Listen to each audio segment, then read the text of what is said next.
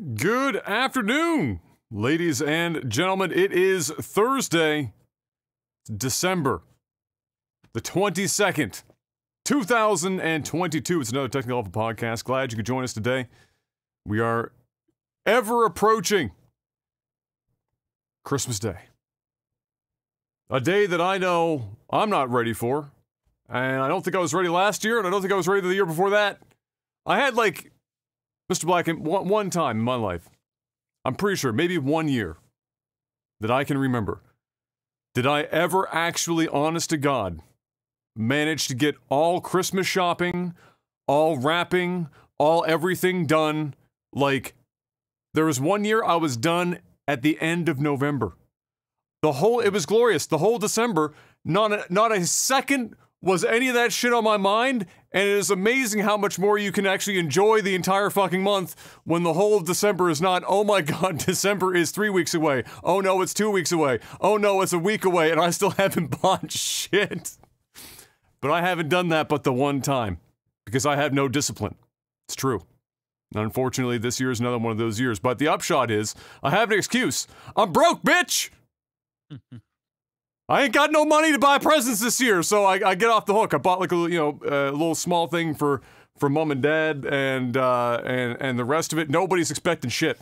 Everyone knows we're broke, so it's like we get like a one-time pass on this one. But nevertheless, another Technical podcast. Glad you could join us today. Of course, another great show lined up. Last one before Santa comes to town. And either disappoints everyone tremendously because even Santa can't afford anything in this climate. Santa had to raise minimum wage and now he can't afford it anymore. He's got all the toys getting too expensive. But before we get started, of course, got the most important question of the week. Mr. Black, how was your week? Yeah, it was another week. Same old shit. I'm also not ready for Christmas. I took today off streaming so that I could get out and finish it. I did the vast majority like 4 or 5 days ago, and then I was gonna go tomorrow, but then we're supposed to get some bad weather. So I was like, okay, I should probably go out now because it's just gonna be a shitstorm. It's already, it's already crazy out there. I went to the mall today. Oh, it's probably insane, bro. No, that ain't it. It ain't it. This ain't like last year, the year before, where people were still a bit skittish about going out in public. Nah, bro, everybody's out. Full blown, everyone's back. It's probably worse because people have been like inside for 2 years for Christmas shopping, and now everyone's like, people actually, I feel like there's some people that want to Christmas shop like it's an event now because it's been a couple of years since they've probably been out to do it, and so it's probably just fucking bedlam. I haven't personally been out because, again, I'm broke. Don't go. So I can't, I have no reason. Just the traffic alone makes you want to pull your hair out, even before you get to the damn mall. Traffic is dumb. Like, everybody's out. Like, everywhere. Places that, like, there wouldn't be traffic. It's like, just okay, jammed. I'll go this route because I know that, like, shit, nobody goes down here. Nah, bro, jammed. No matter where you go. Like, I took a gamble today. I was like, oh, I'm going to go this way because, like, I could see the traffic piling up. I'm going to go this way. It's like, all right. I took one turn, and I said, no, I fucked up. I should have stayed right where I was. So I added a solid 15, 20 minutes to my life. That happens way too easy now. Well, and some of it too, though, and this is it for me a little bit, is that for my experience the last couple of years, well, one, our population went up pretty considerably in the last few years. Yeah. Like 3 years, we went up like 100,000 people almost. Like that's not a small number of people for Halifax. That's a lot of people. So, in fact, like 100,000 is close to what the entire population of the downtown core has been for our entire lifetime, basically. So to go up that number was in that short period of time, it definitely makes it a part of the problem. And the other thing for me is I've been so used to taking M to work before rush hour and coming back after rush hour, I had no idea what what congestion looked like anymore until I started like going out midday to like if we had to do something for the house or something, and it's just fucking bonkers, bro. Everywhere is insane. Yeah, you add Christmas to that, and it's on a whole nother level. It's everywhere. Like it's everywhere. So did you go to the Halifax Shopping Center? Was it like your Yeah, well, I went out to I was gonna go to McMac. I stopped at my mom's and to see like what Dad needed, and then the stuff that he was humming and hawing about was at Halifax Shopping Center. So I said, "Oh fuck, okay." So I went to Halifax Shopping Center, and yeah, insanity ensued. So yeah, Mom and Dad were out today. They had brunch with one of my aunts and uncles, and a little pre-Christmas brunch, and then they went out to do some last minute small stuff, probably stocking stuffers and shit. And they talked about how crazy the traffic was, but then two, they said they walked into Chapters in Bears Lake, and they look. Dad was like, every single thing in that store is $600,000. There is no longer anything in Chapters that is even remotely affordable like for what you're getting. Man. Dude, I took Kayla out for when we went to go see Avatar on. Oh right, Sunday. that was your second, her first. Right. Yeah, went out to Avatar, and we went and stopped at Jack's. Like Jack Astor's? Yeah, stopped at Jack's. I haven't been there in fucking. I haven't been to Jack Astor's probably 15 years. Yeah, like I used to work there, and I think I ate there maybe 2 or 3 times after I worked there, like in my life. So I would say the last time I went, because Kayla likes it, was like maybe 8 years ago. Or so. I don't know, 7, 8 years ago. It was never bad. It was okay. It was never bad. It's okay, right? It's okay food. But my God, dude, for 2 people to eat, and I didn't drink. Kayla had 1 drink because, like, I gotta watch what I fucking put in my stomach these days. So, like, I'm on high guard, right? So, you know, I'm eating. I just have like a chicken and rice fucking stir fry.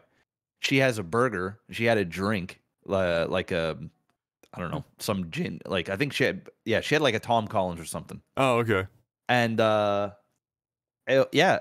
I got the bill, and it was like $90 for 2 people at Jack Astor's. At Jack Astor's? I was like, "What the fuck, man? Like, this is just what? It's actually insane." So I Bro, said, you can kiss my Jack Astor if you think I'm spending that much there. I'm never going back. I'm never going back ever. I told Kayla this will be the very last. Like, I could have spent an extra $50 tops, probably $40, and gone to Moxie's. Yes.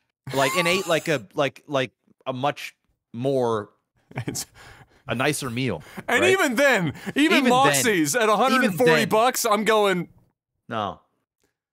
I'm like I'm getting closer and closer to turn on a YouTube video on how to cook some of this shit at home, doing it myself. So I told Kayla, I'm like, how do people afford this shit?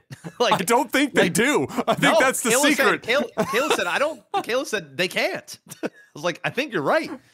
Like, what the fuck, man? So, I just think people are still. You know what? I think some movies, people, bro, went to the movies. Oh, how bad was that for 2 of you, dude? I mean, it was IMAX, but like, Jesus fuck. 2 movie tickets was $48 for 2 movie tickets, and we haven't even talked about concessions. We got 2 bottles. I was like, that's it, I'm done. I got 2 bottles of water. It was $11. I'm like, man, fuck this place, man. $11 for water? For 2 bottles of water. Holy shit! Wow. Anyway, bro, I digress. Bro, I'd be walking past the garbage cans, picking up a half-eaten bag of popcorn before I spend that much money on fucking water. Seriously. Holy shit! But yeah, it's true. It's like that. It's like that everywhere. And you know what I think it is I think like, especially for some place like Moxie's, where the people that would typically eat there, like middle class to slightly above middle class, if you're eating there with any regularity, because in general you're spending a 30, like you said, 30 or $40 more than if you were to go to one of the other staples in Bears Lake, for example, like an East Side or a used to be Jack Astor's, but now apparently not. Jack Astor's upscaled their shit to some fucking crazy level. Couldn't fucking believe it. But I think people are still just kind of doing like their like a routine, like they're used to going there, and they get the bill and they don't even think about it. They just fucking like swipe the card. And I think in another few months, when this starts to like, they're gonna start looking at their shit, going, "Wait a minute, wait a minute. These Moxie's runs, they used to be $80 for 2 of us. Now it's $180. We should probably stop." It's nuts, man. It's fucking nuts. So Holy anyway, shit! That's been my week. It's just been a week. been a fucking Well, week. you know, it's not terrible, but it's definitely never fun getting out in the hustle and bustle.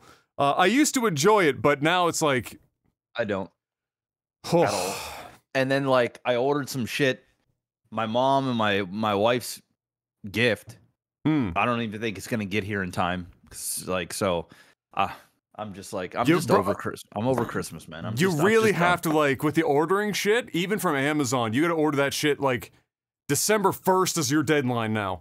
Yeah, because it's crazy. Yeah. So anyway, no, it's wild out there. My last week was was reasonably good. We got a bunch more done at the house. We've been keeping it secret from M, who should have been home right now, but Canada is currently stuck in the 7th circle of hell. If hell was frozen, and so flights everywhere are fucked. Like across the country, like this little pocket, Nova Scotia, like fucking PEI stuff. We're about the only place in the country that is not stuck in like minus 45-degree bullshit with snow and everything else. And so, and they all seems to be centered around major airports. So she had to get, she was flying from northern BC into central to get from BC to Montreal, back to Halifax. And every one of those stops was like, the backups were just fucking terrible because they couldn't de-ice the planes because it was legitimately 40 below zero. And so you start de-icing the plane, the de-icer just doesn't work anymore. The de-icer becomes ice. And so they had to just sit the planes on the tarmac and they couldn't do anything. So, but thankfully we got really lucky. So the day before everything was fucked, the day that she went out yesterday, well, last night technically, it had warmed up just enough that they could get planes off the ground. And so she got out of there, but now she got stuck in Montreal. So she's there.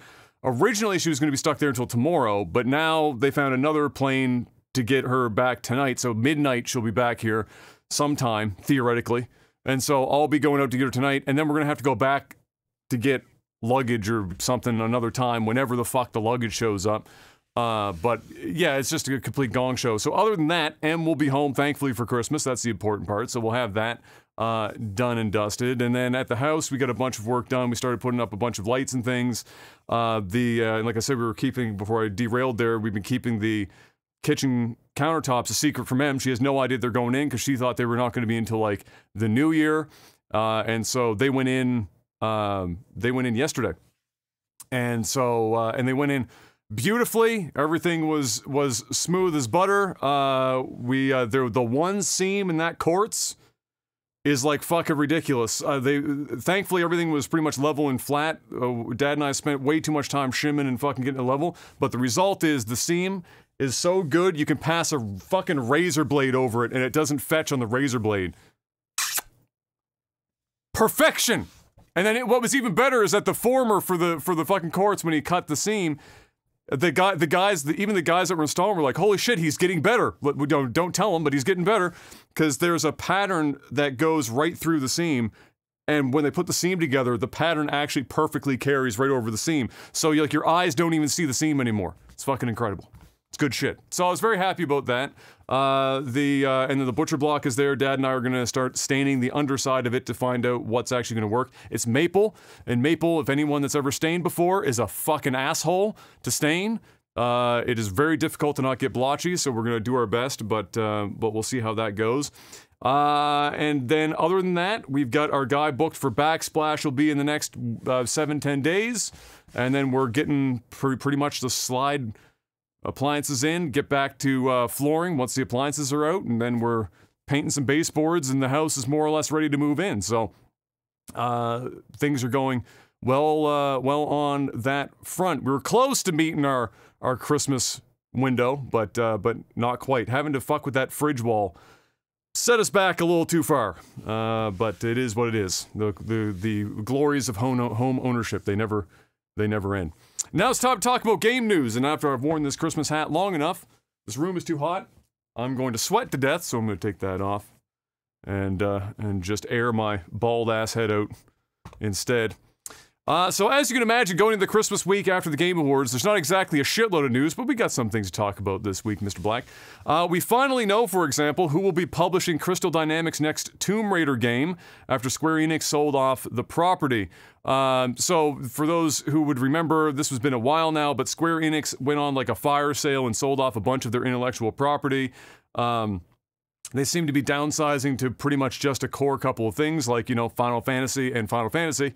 So they started, you know, fire selling a bunch of stuff. One of those things was the Tomb Raider franchise, the modern Tomb Raider franchise that Crystal Dynamics has been developing for several years now. And so everyone was waiting, you know, to see who was going to publish it, because we all knew another game was coming. We just didn't know who was going to publish it. That is apparently going to be Amazon. Amazon picked up the rights to publish that globally, and will handle that. Also, the game is being developed for multi-platform, of course, like all the others. And is using Unreal Engine 5. And I just have here in my notes, if you've played any of the Tomb Raiders of the last, you know, couple since they rebooted the franchise, they're all really good-looking games. They're all very, very high-fidelity games, so I'm anxious to see what Crystal Dynamics can pull off with Unreal Engine 5 for this upcoming one. I suspect it will probably look pretty fucking incredible. The sequel to one of the best and most popular PlayStation titles, which is Spider-Man, which was always a bit of a dark horse for me. I was always surprised, but it was a very good game. I just didn't think that it would ever sell as much as it did, but holy shit, there are some Spider-Man video game fans out there. So Spider-Man 2, the sequel to that, finally got a proper release date, or at least a window. They're calling it fall of 2023, so that's anywhere from September through... Well, when they say fall, what they really mean is September through December. is what they mean.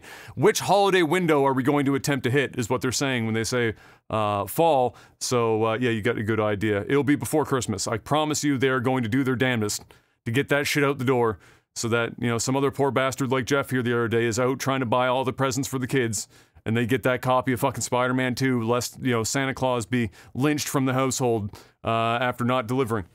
I got Kai the broken Pokemon game.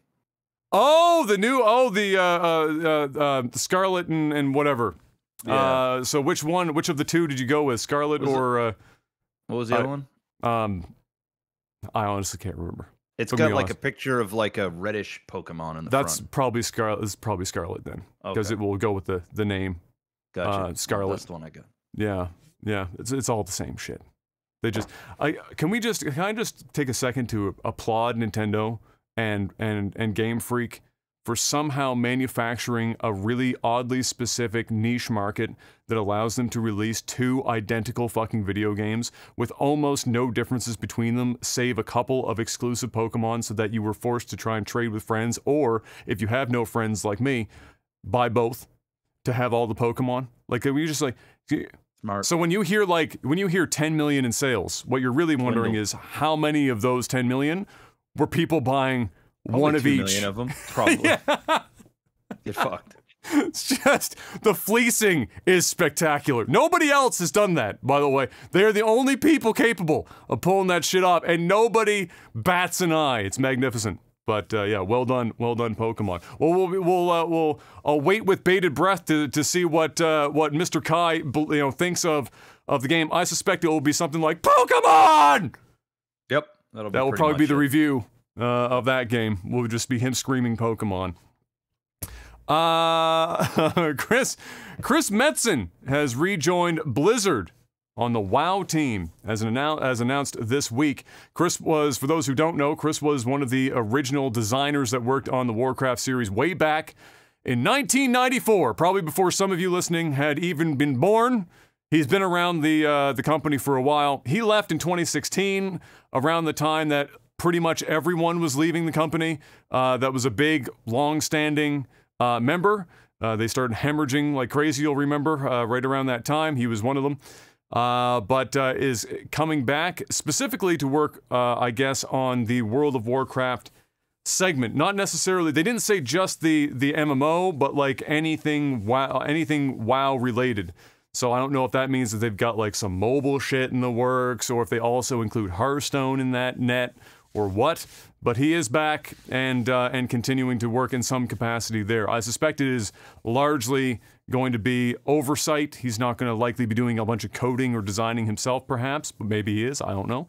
Nevertheless, lots of people were pretty excited about that because, hey, he's one of the OGs that made the shit that everyone loves. And that was not there, and now is back. So it's relatively good reason to be excited for many people, especially when it comes to the World of Warcraft community. The CMA, that's the European FTC for those keeping track at home. Phase 2 is chugging along. We've talked about this, is of course with the Activision Blizzard buyout by Microsoft. We got little updates. It's kind of like looks like a weekly thing these days. It'll probably slow down now that we're getting into the holiday season. But so as mentioned before, they're in Phase 2, which is a time where they open up to submissions by the public to tell them what the public thinks about the buyout, because I guess it's part of their process of evaluating whether or not it will be fair, is whether or not the consumers give a shit enough to write them in. And so, thus far, they've had 2,100 submissions in total by the public. 75% of that 2,100 are in favor of the buyout. Thus far.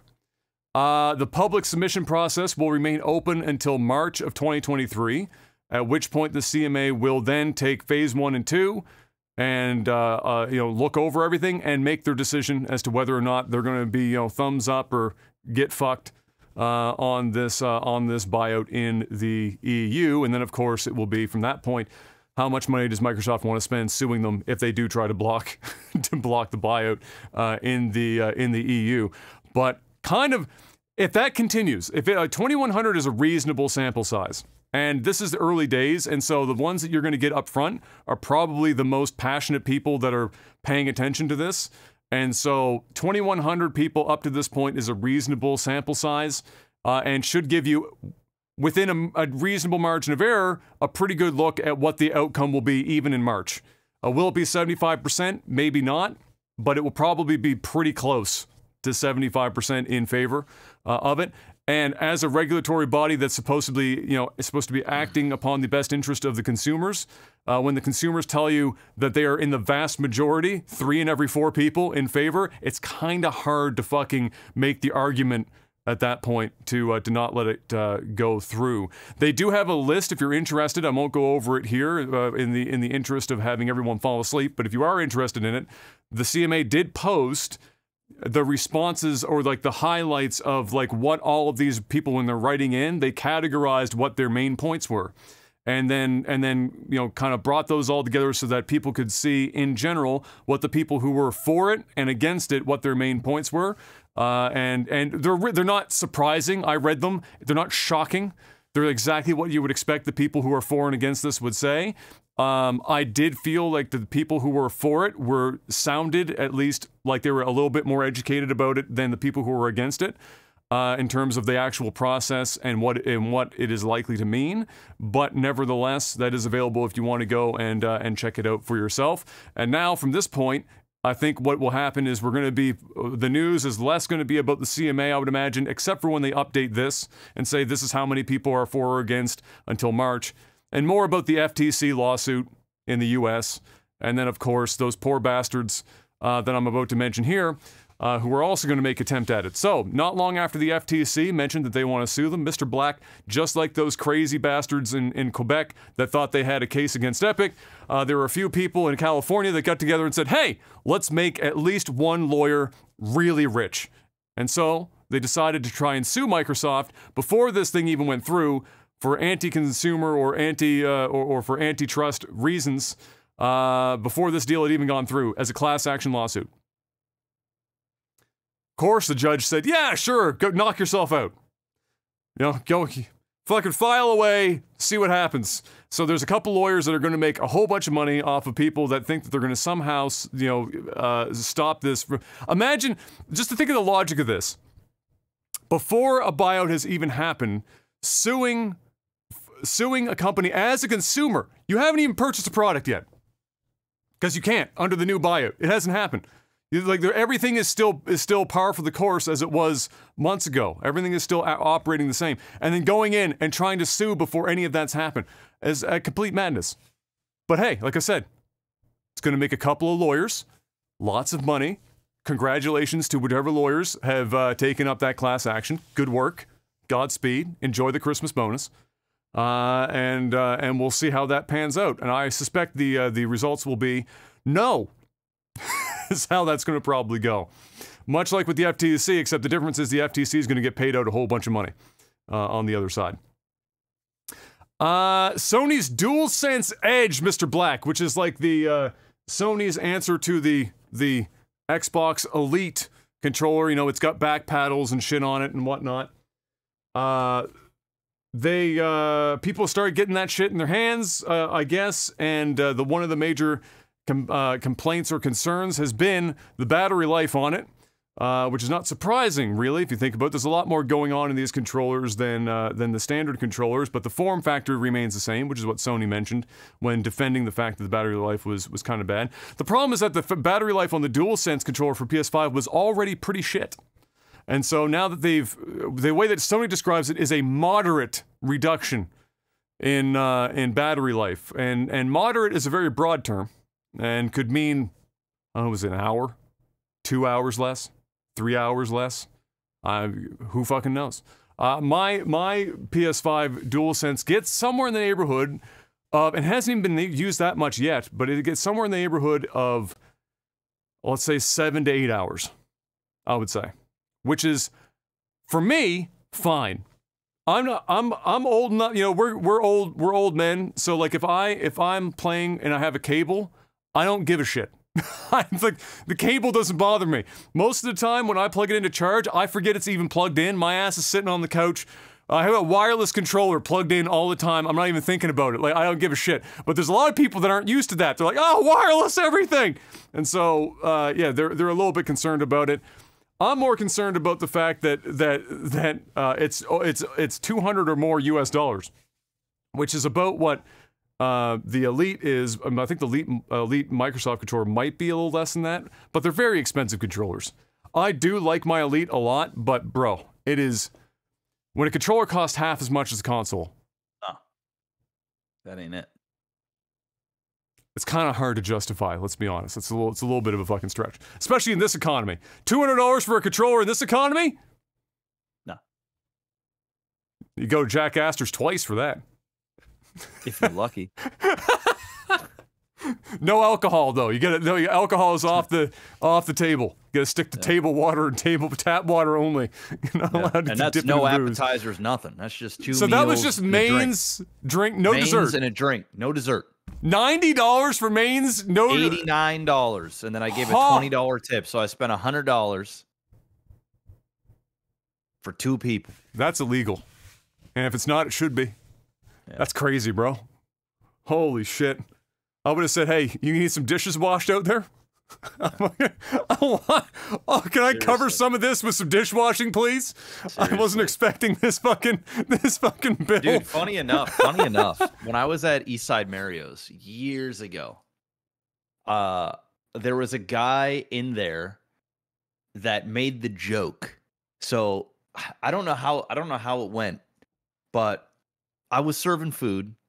And then all of a sudden, there was this dude in the back scrubbing dishes that I'd never seen before. And I thought, like, he was, like, a new guy. Like, I just thought, like, okay, it's whatever. I didn't say anything to him. He didn't have, like, a uniform on, nothing, just whatever. Apparently, there was a guy in the dining room that half joked about, like, I can't really afford this. Like, I'm gonna have to do some dishes.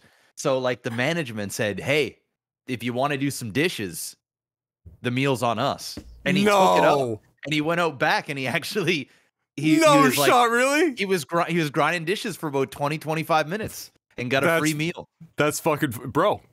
Yeah. I would actually, especially now, if it's a $90 fucking meal, it's not going to be 20 minutes worth of washing dishes. They're going to have your ass out there for a full shift. Yeah. They're going to say, all right, we're going to book you in for next Tuesday for 8 straight hours. You good? Especially the way that minimum wage is right now, $90 cover that meal. Woo! Yeah. It's a lot of dishes. It's a lot of but props to management for, like, actually just letting them do. That's a meme. I'd probably do that too. Like, if the guy joked, like really? Joke. Like, yeah, like he could have paid, but like they were like, go for it. If you want to do it, sure, we'll give you your meal for free, but you're gonna go back and you're gonna go and do this next this next big load of dishes. He went out and did it. That's too funny. Props. That's a story. That's a story. For him, that's a story later on. Be like, actually, people joke about doing that. Like, motherfucker, I did that shit. I did it. That happened. Somehow, Mr. Black, Diablo 4 has gotten yet another meme in its name. It seems to, Diablo as a franchise just can't seem to escape it. I mean, it's never going to escape Don't You Have Phones. I mean, that's going to be tarred and feathered and stapled on their forehead for the rest of eternity. That's going to go on that guy's fucking gravestone at the end. Don't you have phones? That shit was terrible, but another meme has ensued. And this one is that people are a little bit scratching their heads over the fact that the collector's edition, the boxed collector's edition of Diablo 4 doesn't actually come with the game.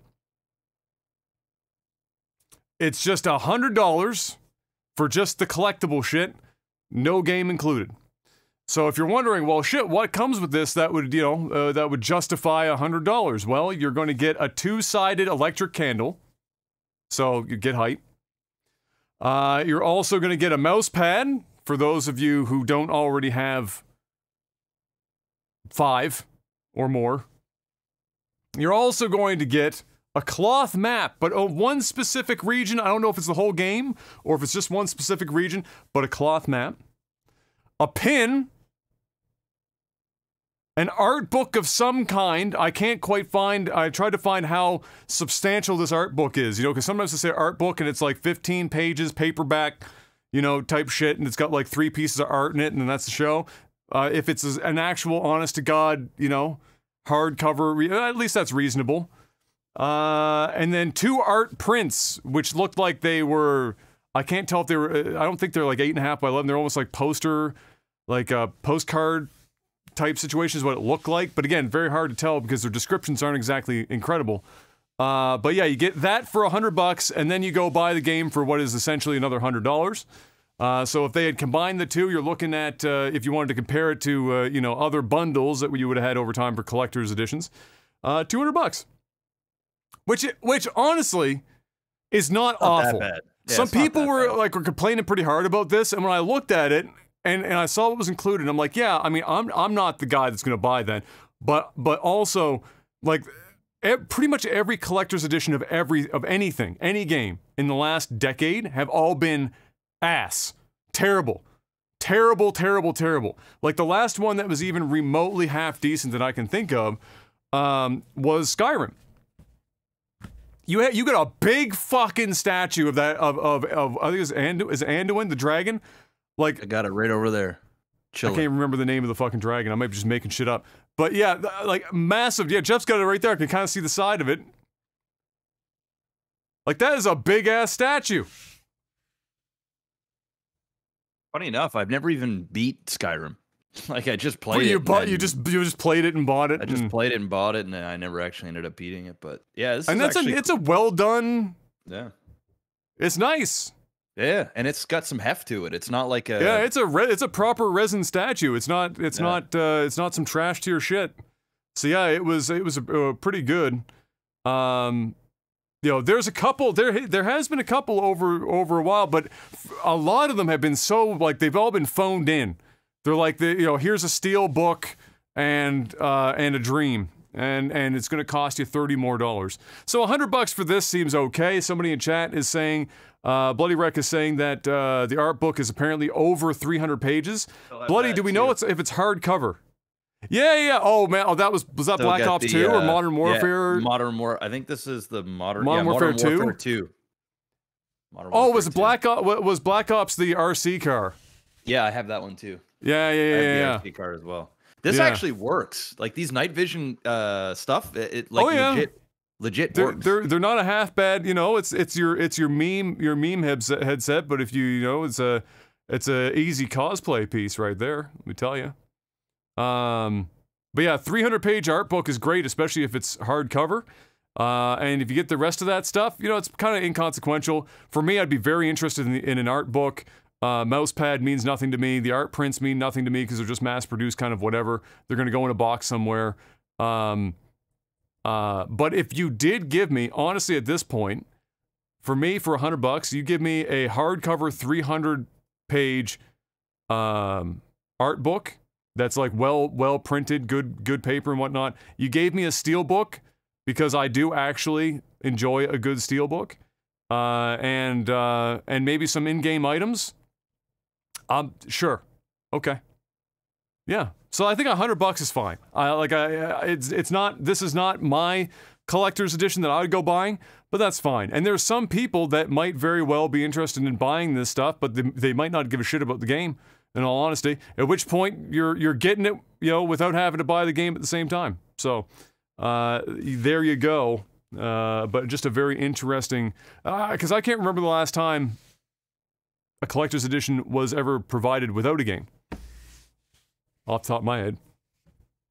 But there you have it. Diablo 4. Where are we now? Oh, yeah, this is cool. So I have this for you to watch, Mr. Black, on the side, while I'm talking about it. And if you wanted to, if you have the chat up, you can post that YouTube link if the people who are live here want to check it out. Everyone else can just, YouTube this if you're watching this on YouTube right now. There's a major fan project. It's just literally called Mario Kart 64 HD, so you'll be able to find it pretty easy. A fan project has brought Mario 64 into full 4K. And as I have my notes here, it will probably get sent into the sun by Nintendo eventually, but it's already out, which means it's too late. Can't stop it now. It's already on the internet. But yeah, they basically took it. They did a bunch of new assets. They reused old ones. I think by the looks of it, they did some AI upscaling. They did some custom work. The launch screen is a crazy surprise in this trailer. I don't want to give away the surprise, but yeah, really, really cool. Looks really great, and it's just another example of Nintendo having an opportunity. Lots of people excited about this. Another great opportunity for Nintendo that a fan project is doing by themselves. That Nintendo will then scream about because they're not doing it, but somebody else is, and so NordVPN.com/OTT may or may not, allegedly, be a solution. Allegedly.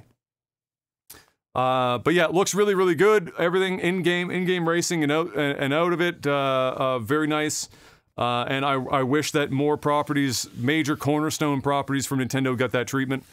Because it feels like easy money. If people are doing this as a side project for themselves, for fun, I can't imagine that it's going to cost Nintendo, like, especially if you're just going to put this out as a downloadable thing and not a box copy. Like, my God, come on.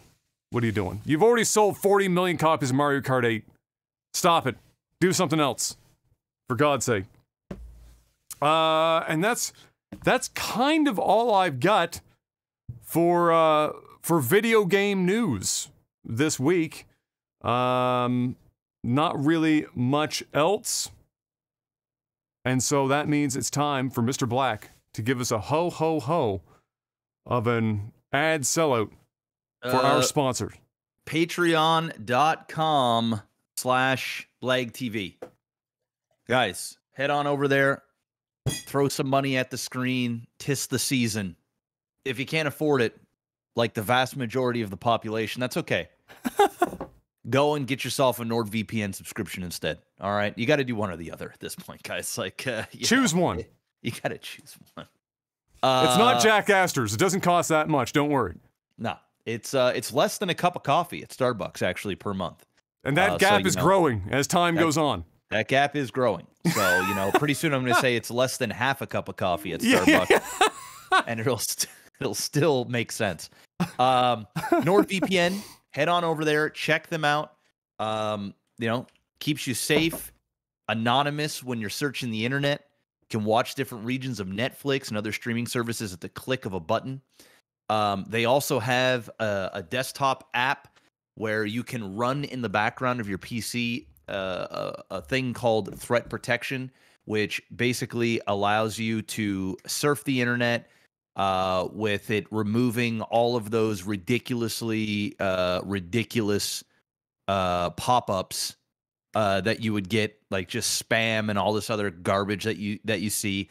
It also can detect and remove malware from your PC, so it keeps you safe. while you're surfing it, and you don't actually have to be on a VPN server while using this. This is just something that can work on your desktop, so you don't even have to be hooked up to a server.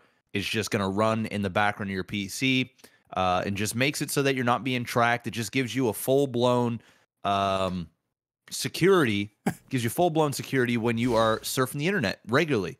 And if you want to take it a step further, you know, you can actually hook up your VPN at the click of a button, mask your IP to a different country, different province, different state, wherever, pretty much globally.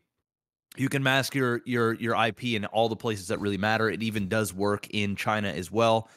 There are a lot of VPN services that don't work there. NordVPN does.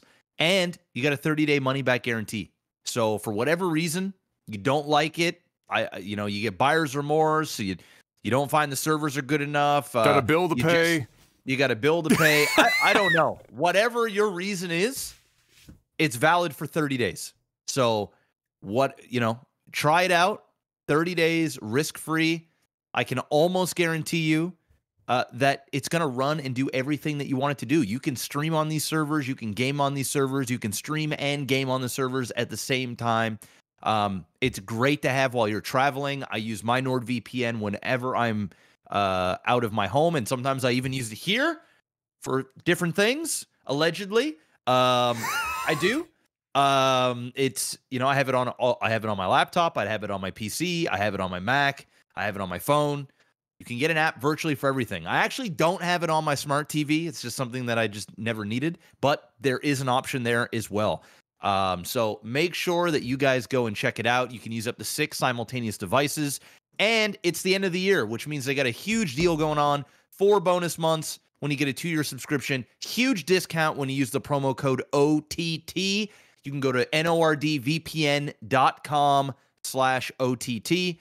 And even if you guys are renewing your subscription. So for example, if you've already had it for 2 years, 3 years, 5 years, and your account is up for renewal soon, take advantage of the discounts and use the promo code. It lets them know that you're still supporting us, you're still supporting them, and hopefully they'll keep supporting the podcast. It's just the way it goes. So yeah, go check them out, NordVPN, and that's that. Boom! And now it's time for movies and TV. First, Mr. Black, we had Fuckboy Island, which, according to the Mr. Black trash TV scale, is high up there. It's a high-ranking show, the Fuckboy Island. But now, TLC, who are the masters of dumpster fire television, let's be real. No matter how much Netflix tries to get in on this market, TLC has had this shit cornered for fucking 10 years now. It started with Honey Boo Boo, and it's gone downhill as fast as humanly possible ever since. They are bringing us, TLC are bringing us, MILF Manor. I'm in. You had me at MILF. Here's the synopsis, Mr. Black. Hot moms leave home for a chance to find love with men half their age, but they're greeted with a shocking twist. We don't know what that is yet. My guess is that they're fucking each other's sons and they don't know it. Ooh, that would be a hell of a twist. All their sons are there. Oh, man. I'm definitely in for that. I'd be so in for that. Wow. That's almost... MILF Manor with the sons involved is almost jumping the shark at this point. Yeah, it makes sense. And that's almost what needs to happen for this type of reality television. Where it's gotta one up itself until it's MILFs on the moon. It makes sense. It makes sense, right? Mom, I like to fuck Manor, and they're all moms, and all their sons are all there looking to smash some moms. And the mom's going to be like, you're going to fuck away from my son. Because the moms are all going to be staying together. And they're all going to know their baggage, the divorces, all that stuff. And then the mother's going to be like, stay the fuck away from my son.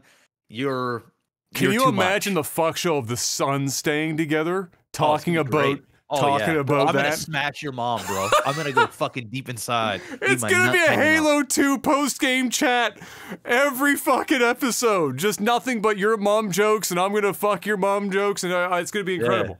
Like, hey, where were you last night? Fucking your mom. Legit. You're gonna have a baby brother soon. Go touch grass. I touched your mom's grass.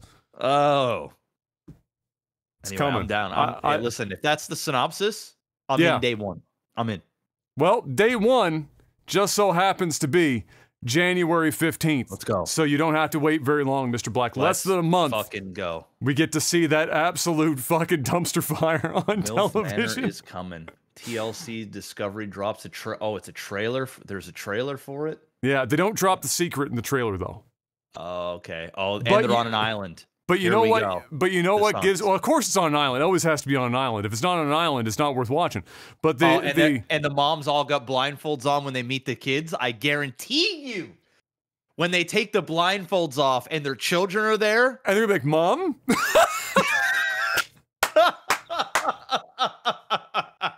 Yes. Oh, yes. My God. And they don't show any. And they don't show any of the boys. They're not showing any of the guys' faces either. No, because they don't want you to go on the internet and search who these guys are, and then they're gonna know what's up. And I'm looking right now. It looks like there's like one black chick. No, two black chicks, and then there's two black guys. Bro, so I'm telling you. I'm telling you. That's the twist. Oh, what a twist. What a twist. I'm in. That's the trashiest television match. Like, where do you go from there? Where do you go from that?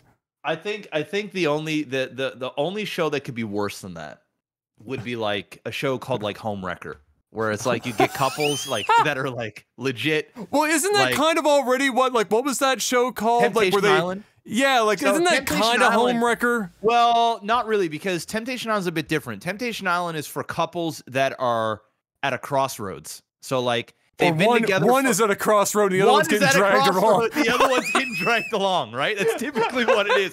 One wants to go deep inside something else, and the other one's going, well, I guess I'll go along with this because like I know I'm not going to do anything, but you know, whatever. But what usually happens is the one that wanted to go don't want to go anymore when shit starts to get real, and then the ones that didn't want to sign up for this start realizing that their spouse are cunts, and they sign up for this shit, and then they give in. So yeah, I think the only thing worse would be like if you had a family, right? Oh, that's the ultimatum. Sorry, that's the ultimatum. That's not Temptation Island. That's Ultimatum what you're describing right now.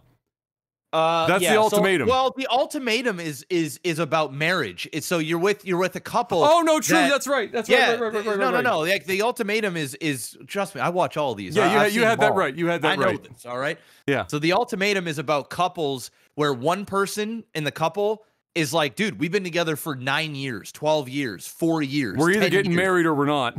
That's it. It's either I'm moving on or like we're getting married, and so that's what that is. Temptation Island is like couples at a crossroads. What I'm talking about Homewrecker is like, you know, you got a family, you know, you've got like kids involved, you're going out to this place, temptation, like that would be like bottom of the barrel shit. That would be like I'd be uncomfortable watching that shit. Can I just say something?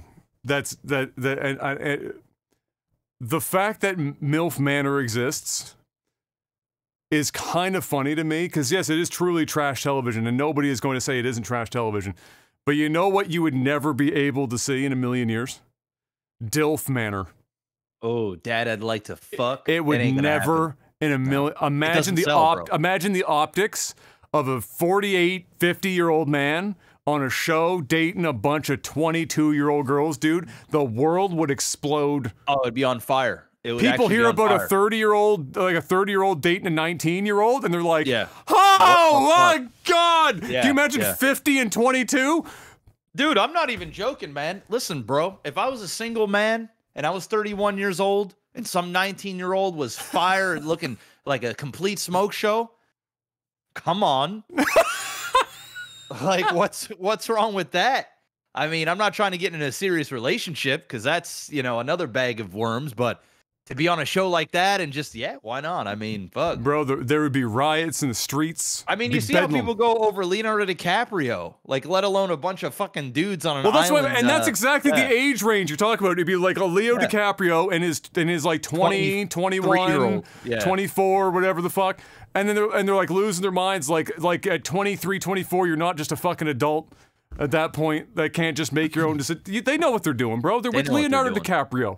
They know what they're doing. What do you think? Suffering. What do you think is going on here? Like, the absolute worst case scenario is they fucked Leonardo DiCaprio. That's the bottom. On his yacht. So, I mean, like... the floor to that scenario. Yeah. Is fucked Leo DiCaprio. Like, come on, man. Which from what has been saying in all of the it's not exciting. Is not exciting. He's not He's missionary with the socks on. Yeah. He's not... Apparently, it's not very good. No. But it's Leonardo DiCaprio. But it's Leonardo DiCaprio. That's all you gotta say is Leonardo DiCaprio. Yeah. No? I mean, would you be really good at sex, though, if you're, like, that famous at that young and you've got Probably so much money? not. Like, you don't have to work for it. It's just like, you know, it is what it is. Well, it's kind of like speaking of Temptation Island, it's kind of like that show where everyone is a 10 out of 10, basically, and none of them have ever had to actually work to attract a person in their life. And so when you saw them in this scenario and they were trying to spit game and they realized none of them, 0 men in the entire, and the girls, all of them are just used to standing in a club and getting everything done for them, and now that they had to try, it was embarrassing. It was like watching a high school kid trying to spit game for the first time, and they were lost. They were completely fucking lost, and it was so weird. It was like a deer in headlights. It's the same thing. They never had to work for it, so they don't have any fucking skill. Leo DiCaprio literally was a sex symbol for like his entire life, even now, and so like, what do you do? Why do you have to try? He could starfish his ass, but if you're gonna bang Leo DiCaprio on a yacht in the middle of the Mediterranean, nobody cares. Nobody cares. Nope. Because your story is, I banged Leo DiCaprio on his yacht in the Mediterranean, and then you go home. That's it. And if you're really lucky, you get re-invited for another banging all the way up until you're 25, and then you get dumped. And then you do whatever else you want, but you've had the, like, your worst case is you bang Leo DiCaprio and you travel to the Mediterranean like 15 times. Shit, I'd bang Leonardo DiCaprio. I was about to say, I'd bang Leo DiCaprio. My goodness, man. I'd spread my cheeks for Leo. It sounds like it's an easy job, honestly. It sounds like I mean, hey, you know, pay my tuition, you know, give me a, you know, hey. He's not looking for a lot of work in the bedroom, evidently, so, I mean, it's not like you gotta try very hard or anything, just fucking... There you go, Leo. Easy. I'm yours. I'd roleplay, too. Jack. Say Jack. Would you roleplay? Draw me like one of your French girls? You gonna roleplay that shit? You're sitting there like that.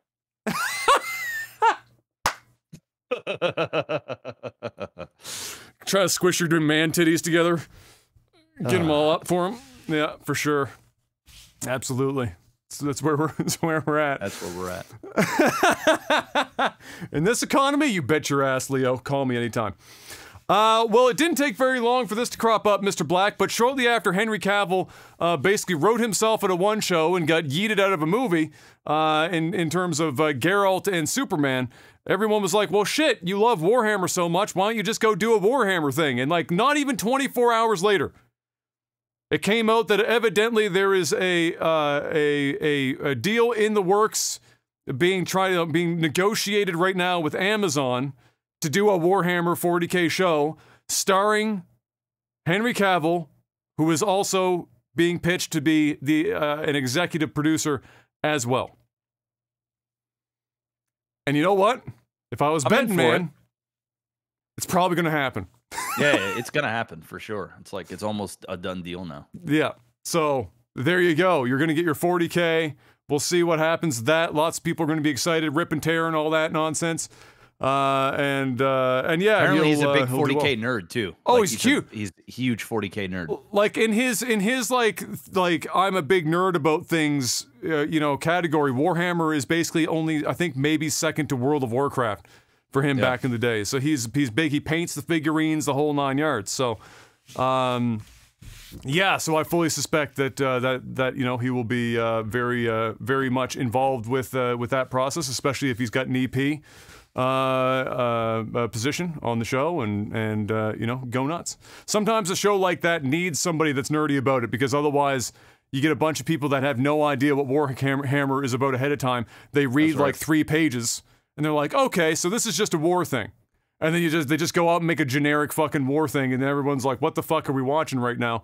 This has nothing to do with Warhammer. So he'll do right by it, I'm sure, and we'll see if Amazon can get a little hit show on their hands. You know, provided they have any money left after they spend it all on Lord of the Rings. Which is a lot of money. How much was it per episode again? It was like 50 million.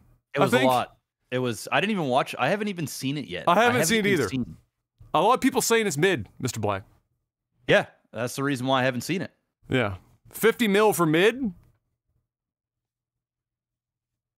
Nah. You can go to Jack Astor's at least once. 50 mil. Ash. Oh, bright, yes. So Pokemon. Ash finally won the championship, Mr. Black. It only took him 25 years and not aging a single solitary day in that time. But he has finally won the championship, and as it turns out, the only thing keeping that motherfucker around was the fact that he was a loser. Because as soon as he won, Pokemon Company said, see you bye! It's time to go! We're getting a new character in this bitch, Ash. You're out of here.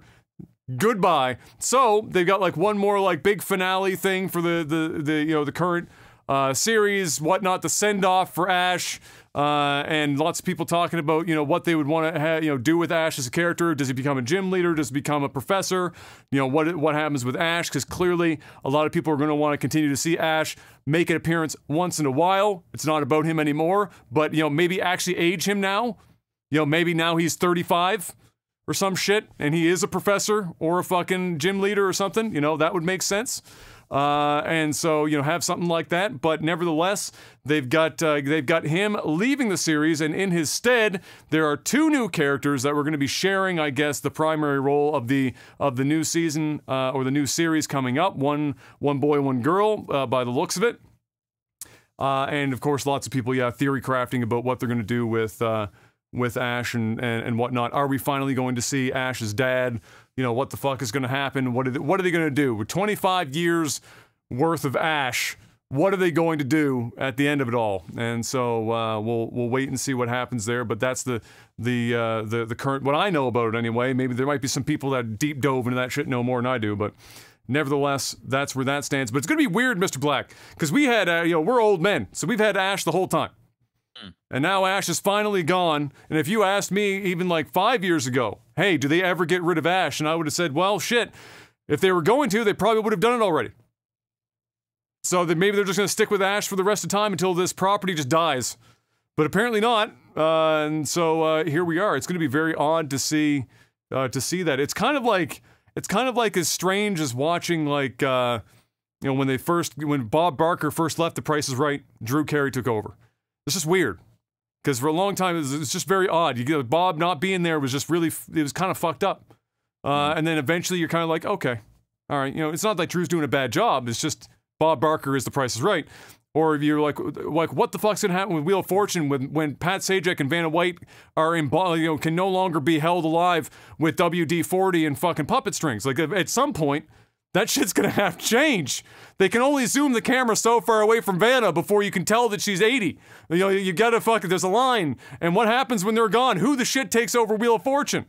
And so, yeah, or the Jeopardy for that matter has been an interesting one as well.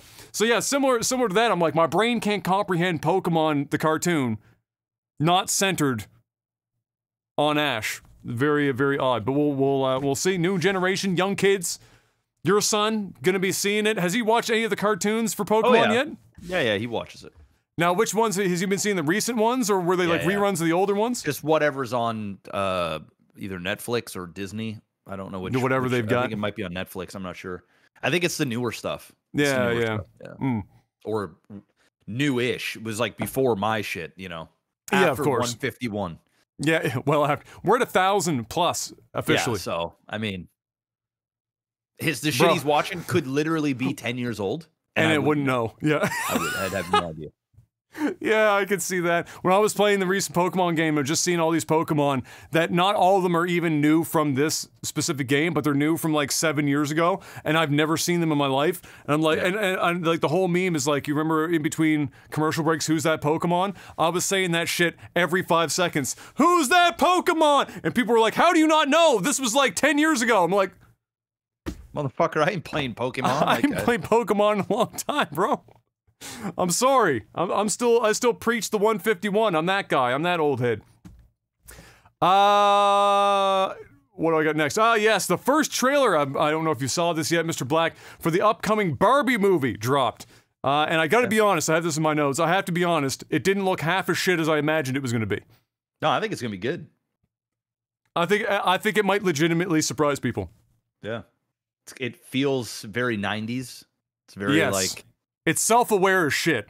Oh yeah, for sure. I think it's going to do well. Yeah. Yeah, no, it looks pretty good. Visually, very, very like. I mean, it's gonna hurt my eyes. I'm not gonna lie. But other than that, I think they've got it. Ryan Gosling looks like he went full tilt on becoming Ken. Like that guy looks like he sold himself to becoming Ken. Margot Robbie, even though people are getting sick of seeing her because she's in everything, she's definitely the right choice to play Barbie. And especially if it's going to be self-aware Barbie, Margot Robbie is like 100%. Yeah. I mean, if you can play Harley Quinn, who is like super self-aware campy, then that's just like a barely a move to the left to be Barbie in a movie like this. So yeah, so that'll be very fun to see. It's just really crazy because that movie comes out in the same month as like 2 other, some cinema comes out that month. Like what is it? Is Oppenheimer in the same month? I think, for example. I'm not sure. Yeah, I'm not sure. I don't even know the release date of Barbie. It's in June, I think. Oh, okay. Yeah. Yeah. Yeah. Well, there's going to be some good movies around that time for sure. Get that double feature of walking into Oppenheimer and then just walking directly into Barbie, and the whiplash you would experience going from Oppenheimer to fucking Barbie would be incredible.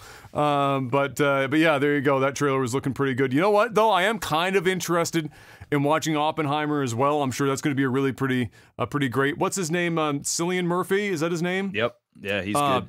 That dude can act, Mr. Black. And it's Christopher Nolan. So who evidently recreated the atomic bomb without the nuclear fallout. So that's good. Yeah. Only Christopher Nolan would go around asking people, so like, how legally can we blow some shit up here? Yeah. How can we recreate a mushroom cloud in real time without creating a problem of an unlivable chunk of land for the next 3,000 years?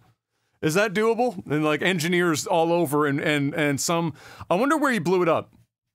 I don't know. I wonder which country was like, yeah, sure, come here. They paid that country a lot of money. Let's put it that way. Yes, for sure. Can't remember if we talked about this last week or not because my brain just hurting. But because it was announced not long last week, did we? Yeah, we did. Okay, yeah. So I found out at least that because I don't think I knew last week that it is in fact Kojima doing this, but it's the Death Stranding movie. Kojima is going to be in a lead role, working alongside Hammerstone Studios, who is best known for having done the movie Barbarian, which was like that kind of horror-ish, dark comedy horror film that actually reviewed relatively well. I haven't seen it myself, but the critics on Rotten Tomatoes, I think it was a 7.5. Yeah, which for a movie in that category is not bad.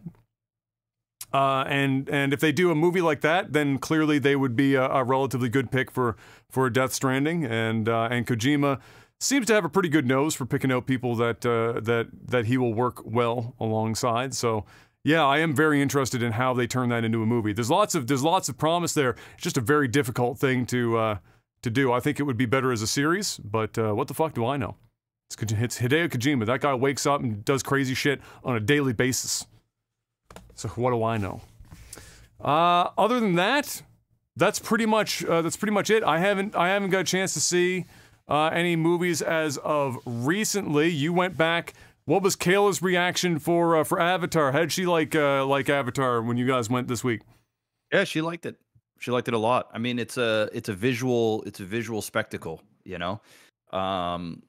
It's if you didn't like the first one, you're probably not going to like this movie. Like, you're going to like this one better, I think. Because like some of the choices that they make is far more interesting. But there is still some of the James Cameron tropes and like, you know, the very, you know, some of the dialogue is a little, you know, can be a little ham-fisted. Yeah, it's some of the dialogue isn't great. They didn't smash the, like in the first one, it was all about like the forest and, you know, he was going hard in the paint for, you know, to not fuck up our planet and stuff like that. And there is still that in this movie, and it's more so with the sea this time. But it isn't force-fed down your throat to the point where you're like, oh, God, like, what are you doing?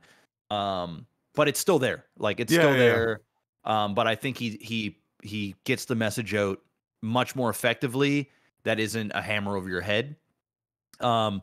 The action sequences are incredible. The best action like the last like 40 minutes of this movie is just nothing but action, and it's very similar to the first one. You know, at least this time, like the main bad guy. I was about to say, please tell me spoiler, doesn't just... he doesn't like almost die or should have died like 18 times. Yeah, it's not like that. It's not like that in this movie. Obviously, guy. Obviously, the guy is back. Yes, right? which is still fucking remarkably stupid to me, but nevertheless. But I won't spoil how he's back, and they explain all this stuff. And I actually think it's quite... He's actually the most, in my opinion, the character that he plays is the most interesting character in the movie. Like, he's not just one-dimensional this time, which is what I liked. Because before it was like... He was just like, hoorah! Like, he was go. the embodiment of everything that everyone stereotypes as the American military, you know, guy. And to a degree, there is still that, but it's not what it was. Like, I don't want to spoil anything because the movie hasn't been out that long, but looks great. I've seen it twice now, both in IMAX. The high frame rate wasn't an issue for me at all, and I couldn't tell the difference when it was 24 frames and 48 frames. Does it bounce between? It does. Oh, okay. Yeah, and it's more so for the close-ups, like the very, very, like the more of the dialogue, really close-ups, it goes 24. And then action and like kind of the spectacle, like the world view, it's in 48 frames. And that might be because I saw it in IMAX 3D both times. From what I'm seeing is if you see it in IMAX, you don't notice it the way you would from seeing it in a normal screen. Right. So I don't know if there's truth to that or not, but that's what I've been reading. But most people that I've seen in IMAX just can't really tell the difference. It looks stunning. I mean, it is by far the best looking film that you will ever see in your life. There is no better looking movie. It doesn't exist. It's just really that simple. Is it the best movie in the world? No, it's not. But it is most certainly the best visual feast you could ever watch anywhere on the planet. It doesn't exist. So anything above it. Maybe it hit you differently? Because for me, to this point, because I haven't seen Avatar 2 yet, obviously saw Avatar 1 multiple times in IMAX when it came out. I highly suggest, bro. But I highly, highly suggest that you and Em go and see it in IMAX. Yeah, we're gonna try to when she's here. Don't even try. You got to make it happen because if you watch it on any other platform, you're not doing the movie justice. Oh, I get it because I saw Avatar in IMAX and I had it at home and it is I get it. It's a totally different, and this is probably even greater a differential between the two. I 100%. I could see that.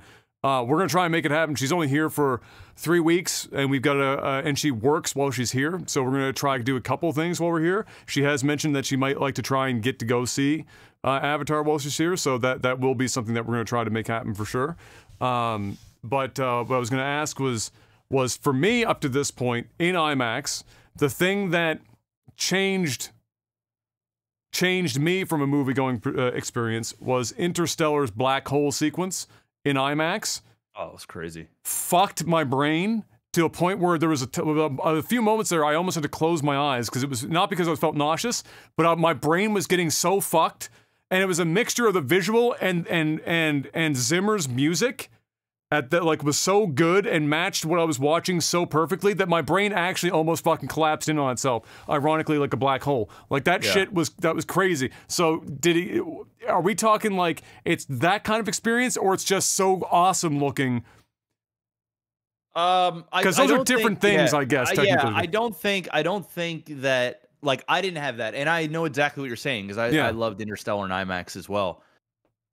I will say the reason why I would say it's not at that type of mindfuckery is because you've already been to Pandora, right? Right. So like, right. if you've never experienced Avatar in IMAX 3D, right, then yes, absolutely, it's gonna do that shit. But like, we've already been there, and so like, you know, when the movie first starts, you feel like you've been there before. You feel like you've been there before.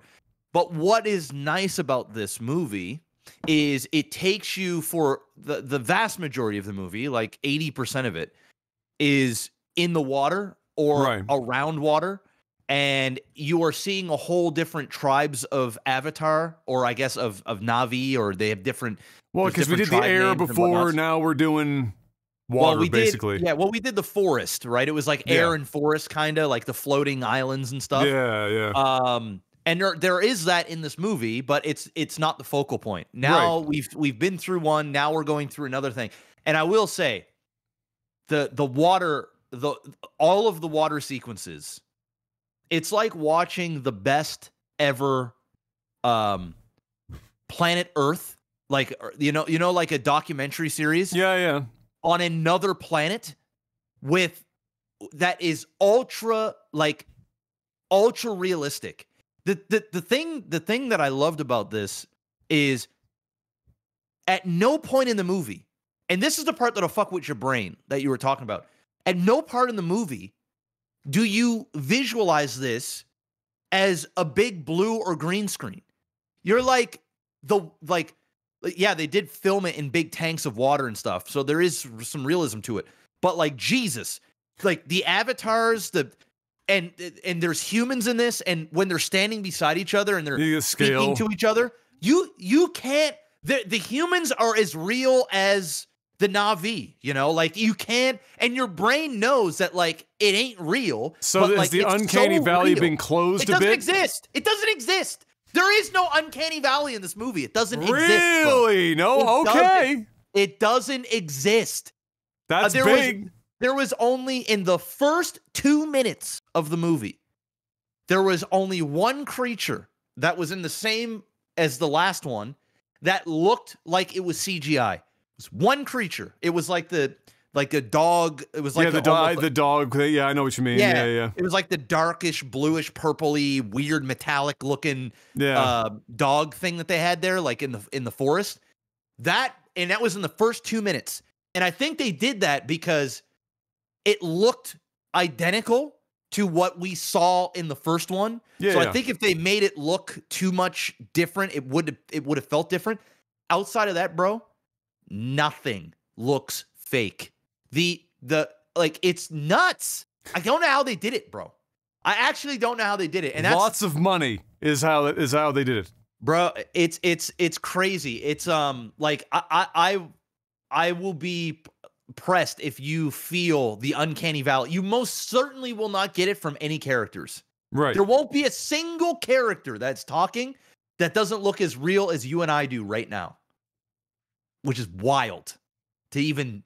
Okay. Wild. Because in the first one, you're like, these are avatars. It's like, it looks really pretty, but like, we know it's CGI, and we know like here it's like, nah, bro. So they're real. They're real. In dialogue, it can be a little easier to hide that because if there's already a bit of not uncanny valley, but there's a filmic effect of 24 FPS, even watching two humans on screen in 24 FPS. and not natural full movement. But if you include high frame rate, it can reveal a lot more and make it more obvious. Did you feel like that it got a little less believable from that perspective when the high frame rate kicked in, or was it? I would say 90% of the movie's high frame rate. So like you can't distinguish. I actually think the high frame rate did it a lot of justice. At least from an IMAX standpoint. I haven't seen it in any other format. Is it so 48 or 60 or what is it? 48. 48, so it's 20/40 each eye kind of situation. Correct. And yeah, so it's really stunning. Like your mind, like even if you're not a huge fan of the premise of Avatar and all that stuff, they do some really cool stuff in this that like kind of it's all about lore, man. It's all world building. Like 2 hours of this movie is world building, and some people are gonna hate that. Like some people are gonna be like, "Oh my god!" Like, but like for the ones that love Avatar and love the world and the guy that tattooed the whole thing on his body is like jazzed right now, bro. It's so crazy. It's on another level. So, and I've seen it twice, and I enjoyed both viewings. It's 3 hours 12 minutes. It's a long fucking movie. But it doesn't feel like 3 hours, 12 minutes. It feels about like 2.5, 2:20. And that was pretty much it. I looked at my watch once because I was so into what they were doing, and I was scared the movie was going to end because I know that there's like, three more of these coming out. And I'm like, fuck, are they going to like leave this on like the ultimate cliffhanger? But I realized like, oh, fuck, there's still 40 minutes left of this movie. And it was just like the last 40 minutes is just nothing but action, just crazy action. And man, there's a couple of scenes in this, bro, that I was like, Jesus Christ, how the fuck, like who thinks of this and how did they pull this off? It's crazy. It's nuts. You got to see it. You got to see it. Well, I don't suspect it. I don't suspect it's going to leave theaters anytime soon. So we got Oh no, that shit's gonna be. That's the time. That's gonna be in there for. Yeah, but it might not be an IMAX for forever. That's the problem, right? Because they're gonna churn out other movies. Barbie. The fuck is gonna. Know. Yeah, I don't know. But I'm just saying, bro. You need to make sure that if you're gonna watch Avatar, you got to see it in IMAX 3D. Because if you're not seeing it in IMAX or Dolby, I mean, don't even. I'm not gonna say don't watch it, but like you're just not gonna. It's not gonna have the same effect. I get it.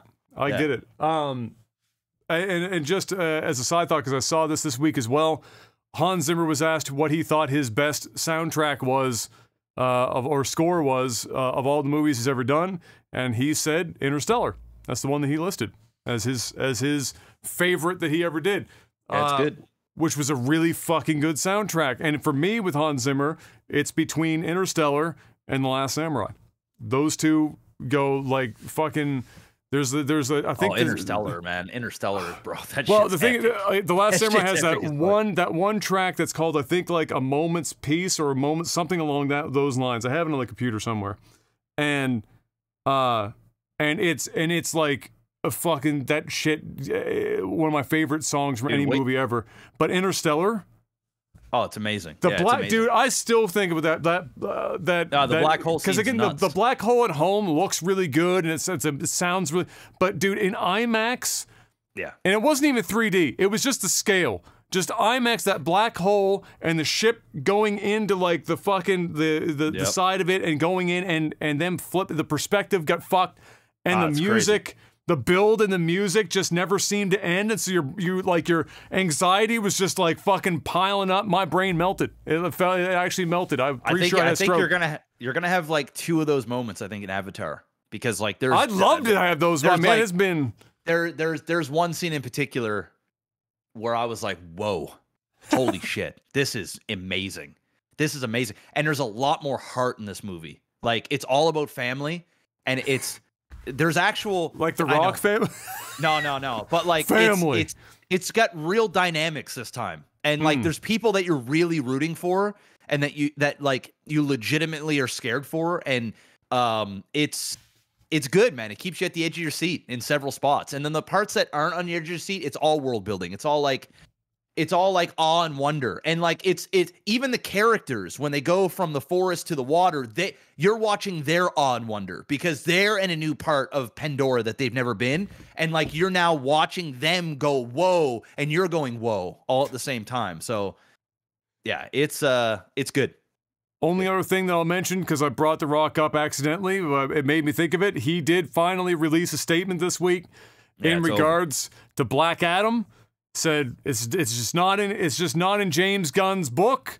It probably wasn't before, but it's definitely not now. After the performance of the film, and it was a long-winded thing where The Rock tried his best to like not sound like he was part of anything that failed. And did his whole, the thank the fans. Well, he actually went on Twitter and he also replied to a couple of movie critics. And oh, really? I didn't see those. Yeah, and he said to one like, hey, she wrote something in the lines of, I'm paraphrasing, but like, hey, I really enjoyed Black Adam. You gave it a good try. Blah blah blah. I respect what you the release that you did about James Gunn and stuff. And then he said, hey, you win some, you lose some. This time we lost and blah, blah, blah. Like he admitted like, that's as close as you're going to get to The Rock saying. You're going to get. And then of course, within his note, he said, grab some Terramana. You know what I mean? Yes, at like, the end, I saw it was like, he's like, what a year. Now it's time for some Terramana. Like you were right there. You were at the end. You're at the end. You had 3 words left and you had to put Terramana as one of the 3. Yeah, so I don't think we're ever going to see Black Adam again. No. Played by The Rock. I think he's done. Henry Cavill is out as Superman. His whole plan is just, it's done. So yeah, and then the last bit of movie news is there was a movie that came out, and in the trailer it showed, I forget what movie it was, but it showed this chick, and people wanted to go to the movies to go see this actress, and when they got to the movies, all of her scenes or whatever was cut out from the film. Oh, right, and now it's being ruled as like false advertising, now possibly. It's false advertisement. So now, and Marvel and a bunch of other things would do that in not so much as like showing a character and he's just not in the movie, but like would misdirect you, would like digitally remove people from scenes. Like they did that with the Spider-Man No Way From Home stuff, and like they would just kind of play tricks with you. And now the court ruled that like, hey, if you're going to show something, it's advertising. It's advertisement, right? And you can't just have you can't say the movie's about one thing and sell it on one thing, and then people pay money to go. Surprise! Opposite. So now I'm sure that you'll be seeing in the new year a bunch of trailers having like a small print that like, hey, things might change or something along those lines. So yeah, that was the other bit of other bit of movie news. Yeah, I forgot about that because I retweeted and I made the joke that somewhere right now, Peter Molyneux is sweating reading this after his Fable shenanigans and pretty much everything he's ever been attached to. That man is one giant walking false advertisement. So yeah, I think and I would like to see that come to games, because how many times have we seen advertisement for games and it just it's not even close. Not even close. Yep. And it happens often. And more frequently, like more recent, like it seems to be more frequent. And some of that, and maybe it would change it, but some of that is the publishers are pushing the developers to get a vertical slice of the game done so that they can shoot an ad to advertise the game, and it's not ready to be seen. By the time they get down to the end, it's completely changed.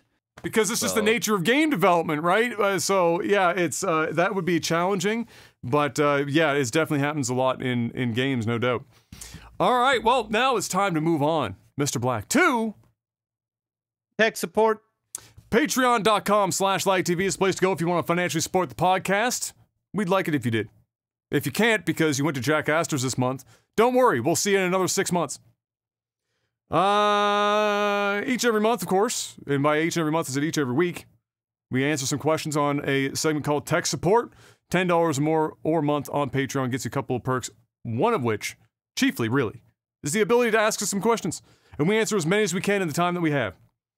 And so, let's see what we got for this week. Let's see, we don't have a lot, so even though we've answered this before, I'll ask Jeff again anyway. Mr. Black, because no one wants to know. because he hasn't heard somehow, but he wants to know. What's your go-to karaoke song? What's the one? If you can only sing... It's changed. If you can only sing one. Ooh, if you walk into a joint and you've got one song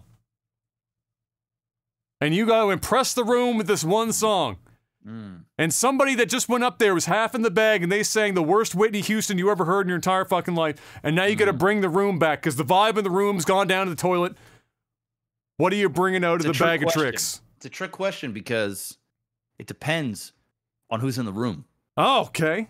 So, like, you know, if it's a bunch of young people and it's a lively stuff, then it's a different than what I'm going to sing if it's middle-aged individuals. So, like, most karaoke bars are middle-aged individuals. They're middle-aged, right? So they're usually not. You don't see a bunch of like 20-year-olds. Unless you're in Japan, then everyone is in a fucking karaoke bar 24/7. But yeah, but they're usually individual rooms and stuff for those. Yes, they're not big rooms. Yeah. I'm gonna just go with Enrique Iglesias, man. I gotta hit him with the hero. The hero because it's like, you know, it's not a hard song to sing. It's one that everybody knows, especially when you're like. You can cheese it up a little bit if you want, if you need to cheese it up. Yeah, it gets people, you know, it's just, you can't go wrong. It's like, even if people aren't really into that type of music, they'll enjoy it. Yeah, you know? you can kind of make it work. Yeah, if I go up there and like sing Backstreet Boys or something, like yeah, it probably will do well if it's like certain Backstreet Boys songs. Certain group. Yeah, certain groups. But Enrique is universal, man. It's true. Universal. It's a good one. I don't have one because I can't sing to save my life, and I don't do karaoke. I did karaoke exactly one time, believe it or not. At my house. At Jeff's 30th birthday party. Yeah. Somebody looked at me. I think it was Jordan. He said, you got to do It's Not Unusual. Yeah. And he said, I'll do it if you do the dance, because he looks like fucking Carlton, and he does the Carlton dance like perfectly. He does. And so we went up. The problem was, it went well. I had enough alcohol to make it work, and my voice can do that one note the whole time, because really, thank God, you know, Tom, when he did the song, didn't do a whole bunch of crazy shit. So we made it happen. The problem was, I only knew about half the fucking song. So we only really got about halfway through, and then I had no idea where I was going with the song at that point. But that was the only time it ever happened. It's not unusual. But it was great. It's great. Jordan did the dance. People got to pay attention to the dance more than me singing. It was wonderful. Logan, hey guys, it's extremely cold in Alberta this week. The low is minus 48 C. Yeah, that's cold. What are your tips for surviving these cold snaps? Don't go outside. Yeah, I was about to say, stay the fucking doors with the heat on. Bro, if you can afford it. Can you imagine what the electric grid is suffering right now in some of these cities? Everyone is inside on full blast. Oh, it's crazy. Because you don't, it's not like, you know, if you hit like minus, if you're somebody that doesn't live in super cold climates, so you don't understand this, like maybe it gets cold for you is like, let's say 5 or 6 degrees C, like now you're real cold. You know, in a house that's relatively well insulated and sealed up, you could have a heat pump or something like that. Or you could set your temperature to like 20 and it will actually hit and stay at 20. And it doesn't have to put in a whole hell of a lot of work. You go south of -5, -6 degrees, you start to have to incrementally go higher to hit temperatures below where you're actually aiming for. So like you're shooting for 20, but you're setting it to 24. Yeah. And if it's -48 degrees outside, your shit is maxed. Yeah, yeah. No, you're absolutely right. Like right now, my house is set to 20.5 degrees. Yeah. Which is like, because we like to be a little cold. Like, yeah. And I know, like, still, that's not very cold. Like, if I had it my way, 21 is like what I like around 2021. Yeah. Like, I actually prefer to be at like 18, 19 degrees. Like, that's where, like, but, you know, the rest of the house, you know, they're not reptiles. Okay? Yeah. So, and when my son goes to bed, you know, I don't want him freezing his ass off. So the house set 20.5. The great news is we haven't the heat, like, it's on, but like it's one of those, it's like a system where it's like if it goes below, it'll kick on, but it's like it just kind of stays there because it's still pretty warm out. There was like 2 days where we kind of had to put it to 23 to like get it up to 20. Yeah, we hit like -4 for a day. And then tomorrow's going to be like plus 13 and 13 again on Christmas or some shit. So like right now it's whatever, but come in another month, right? When it's like minus 15, minus 20 outside. Yeah. I'm going to have the heat on like 24 degrees to like hit 21, and it's going to be blasting. And then my power bill will be about $1,600 because welcome to my life. It will also be blasting Yes. at the same time. But that's Yes. what I mean. Could you like I can't even imagine what the power grids of some of these places are like for the cities are even like they're probably just ready to fucking explode. Everyone's just cranking their shit to fucking max throughout the whole home to try and not freeze to death. And you can't blame them. What are you going to do? Not turn your heat on? It's minus 48 degrees outside. Of course you're going to turn the heat on. Yeah. Shit, minus 48's getting to a point where you could have a fireplace and you're still struggling to fucking put heat through the house. So, you know, that's cold. But I mean, what do you do to survive? Don't go outside. Just don't. Don't open up the doors, windows, keep your ass inside. And leave honestly, only if you have to, and that's it. When it's gotten real cold like that, and that is the problem, the power bill gets fucking crazy, is I shut the heat down in most places. I will, like in my old place where it was 3 stories because it was a townhouse, I literally put a thick blanket at the top of the stairs to block the entire upstairs floor off, so that the heat couldn't just constantly escape all the way upstairs. So if you have multiple floors in your house and it's broken up by like a singular staircase or a staircase, get some heavy blankets and tack them into the fucking ceiling and literally create barriers so that you're heating individual spaces in the house, because otherwise heat rises and your shit's gonna get pulled from downstairs upstairs, and your heat system's gonna be working fucking overtime as all the heat just dissipates out the house and out through your roof. So that's one thing I would suggest. And then the other thing is, if you cordon them off, is honestly sometimes it's better to just set your shit at a reasonable amount, and if it's not really getting you there, if you're watching TV or some shit, buy a space heater. Yeah. It doesn't have to be a crazy fucking monster. You can have ones that are like, they're only like 1.5 feet tall, and just sit it and aim it at the couch, and you'll be Toasty. You'll be great. You'll be fine. Toasty. Yeah. The rest of the room will still be kind of cool, but like, you know, because otherwise your expenses are just, especially on electric heat, oh my fucking God, you're just going to be burning through cash. So those are my things. But yeah, at minus 48, even if it's with wind chill, I think you're in the neighborhood of about 5 minutes before your skin freezes. So when I say stay inside, I mean actually stay inside. Because if your face is not covered, or even just your eyes and stuff, you will literally just frostbite in 5 minutes. So don't do it. It's a bad idea. Dr. Samurai has a very important question, kind of related to the last one, Mr. Black. He said, Jeff, did you decide yet to move south after Christmas? Not yet. Not yet. There's a couple of moving pieces. I did mention it to Kayla. There's some unforeseen things that's coming up in the new year, that kind of puts a wrench into that. I'm hoping that issue will be solved come February, but if not, then it'll be a no. But if things do go well and the stars align and the perfect eclipse happens, then yes, we will go.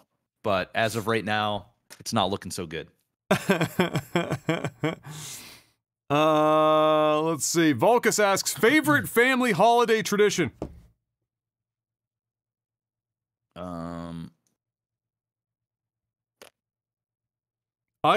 Mine was always just, and it's obviously changed now because, you know, the circumstances, you know, grandmother passed and everything else, and one cousin is now living out west, and so like the dynamic changed. But for me, every year it was the Christmas Eve party that we'd have all the extended family go to my grandmother's for Christmas Eve dinner. We always ordered Chinese food, and then we had a bunch of like snack foods and stuff that we'd always have. My grandfather made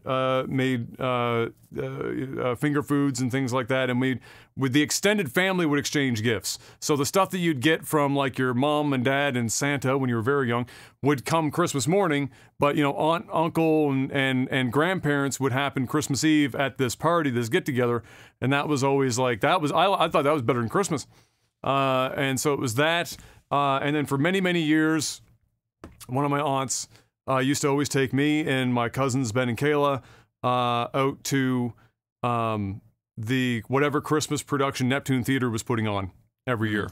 And Neptune Theater is fucking fire. I don't know if you've gone to Neptune Theater in a hot minute, but it's always good, and their Christmas productions are always really good. And so that was always fun. We'd always go out for some dinner and then go to a Neptune Theater Christmas production, and so yeah, those are my two.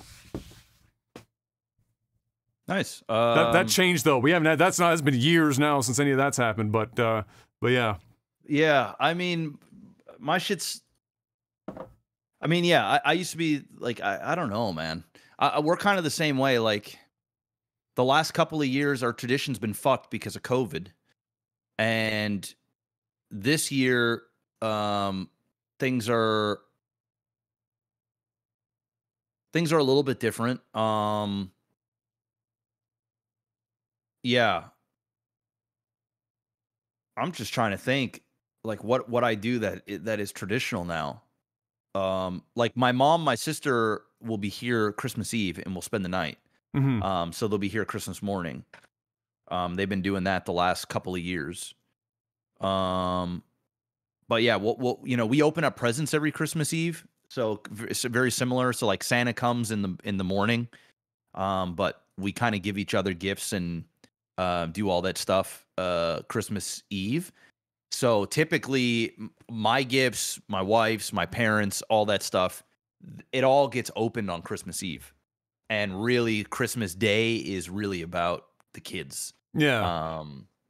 There might be, we might save a couple of gifts for Christmas so that we can open up. But usually like the main gifts that we give each other, we open up when Kai goes to bed and we're just kind of doing whatever. We'll put it underneath the tree and stuff, and look at it again in the morning. It's a little adults Christmas. The mini it's like Christmas. a little exactly. It's Christmas before Christmas, but for the adults. And we'll have a couple of drinks and maybe play some cards or something.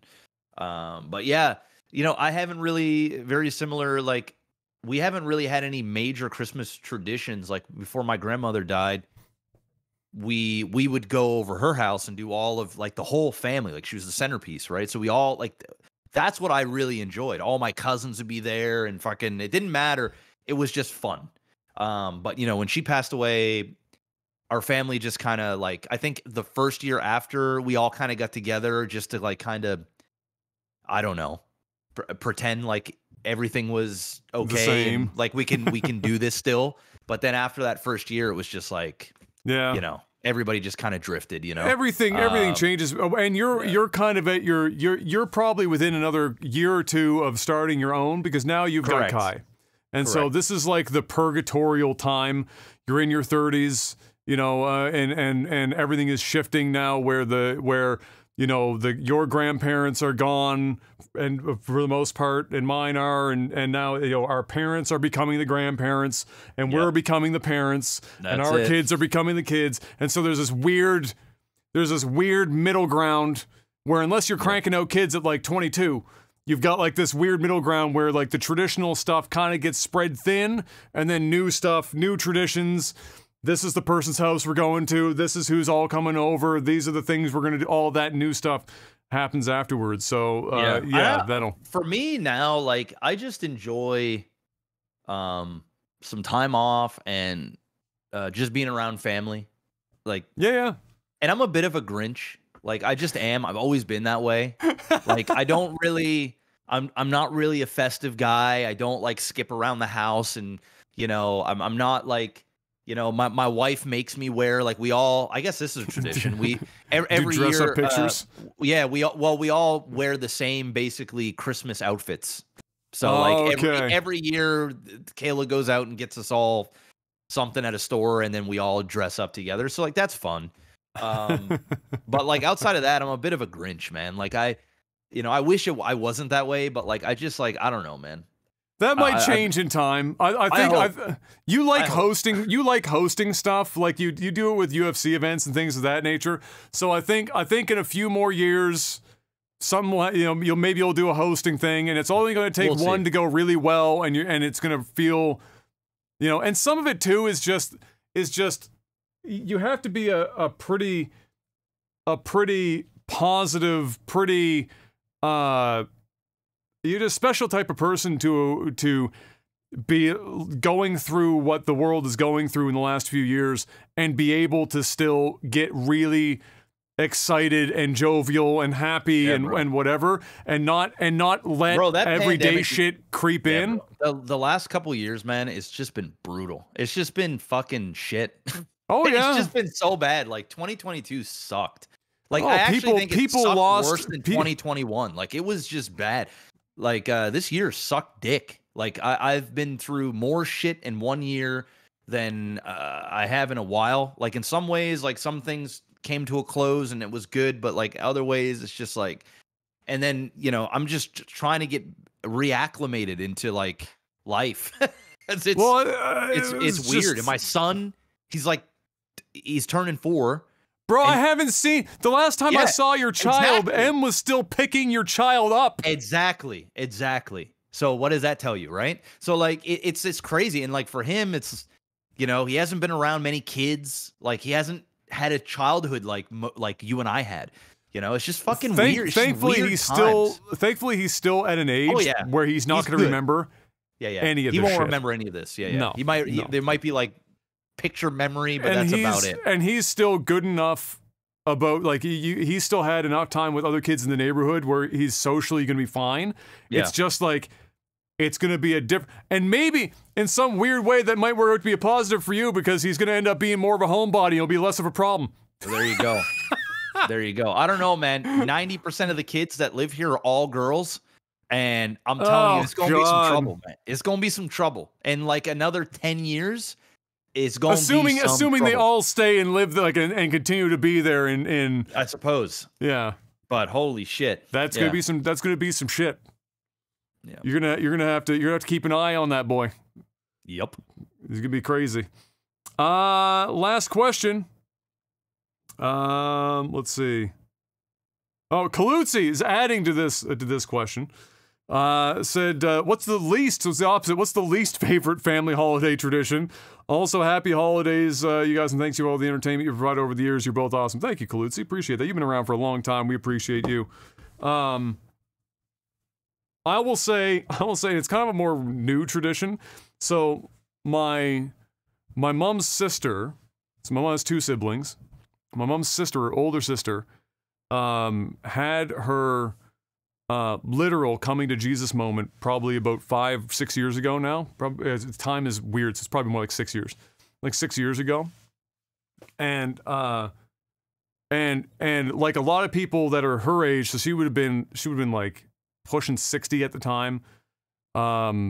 Single woman, businesswoman, had her coming to Jesus moment, and so like you can imagine, she went all in.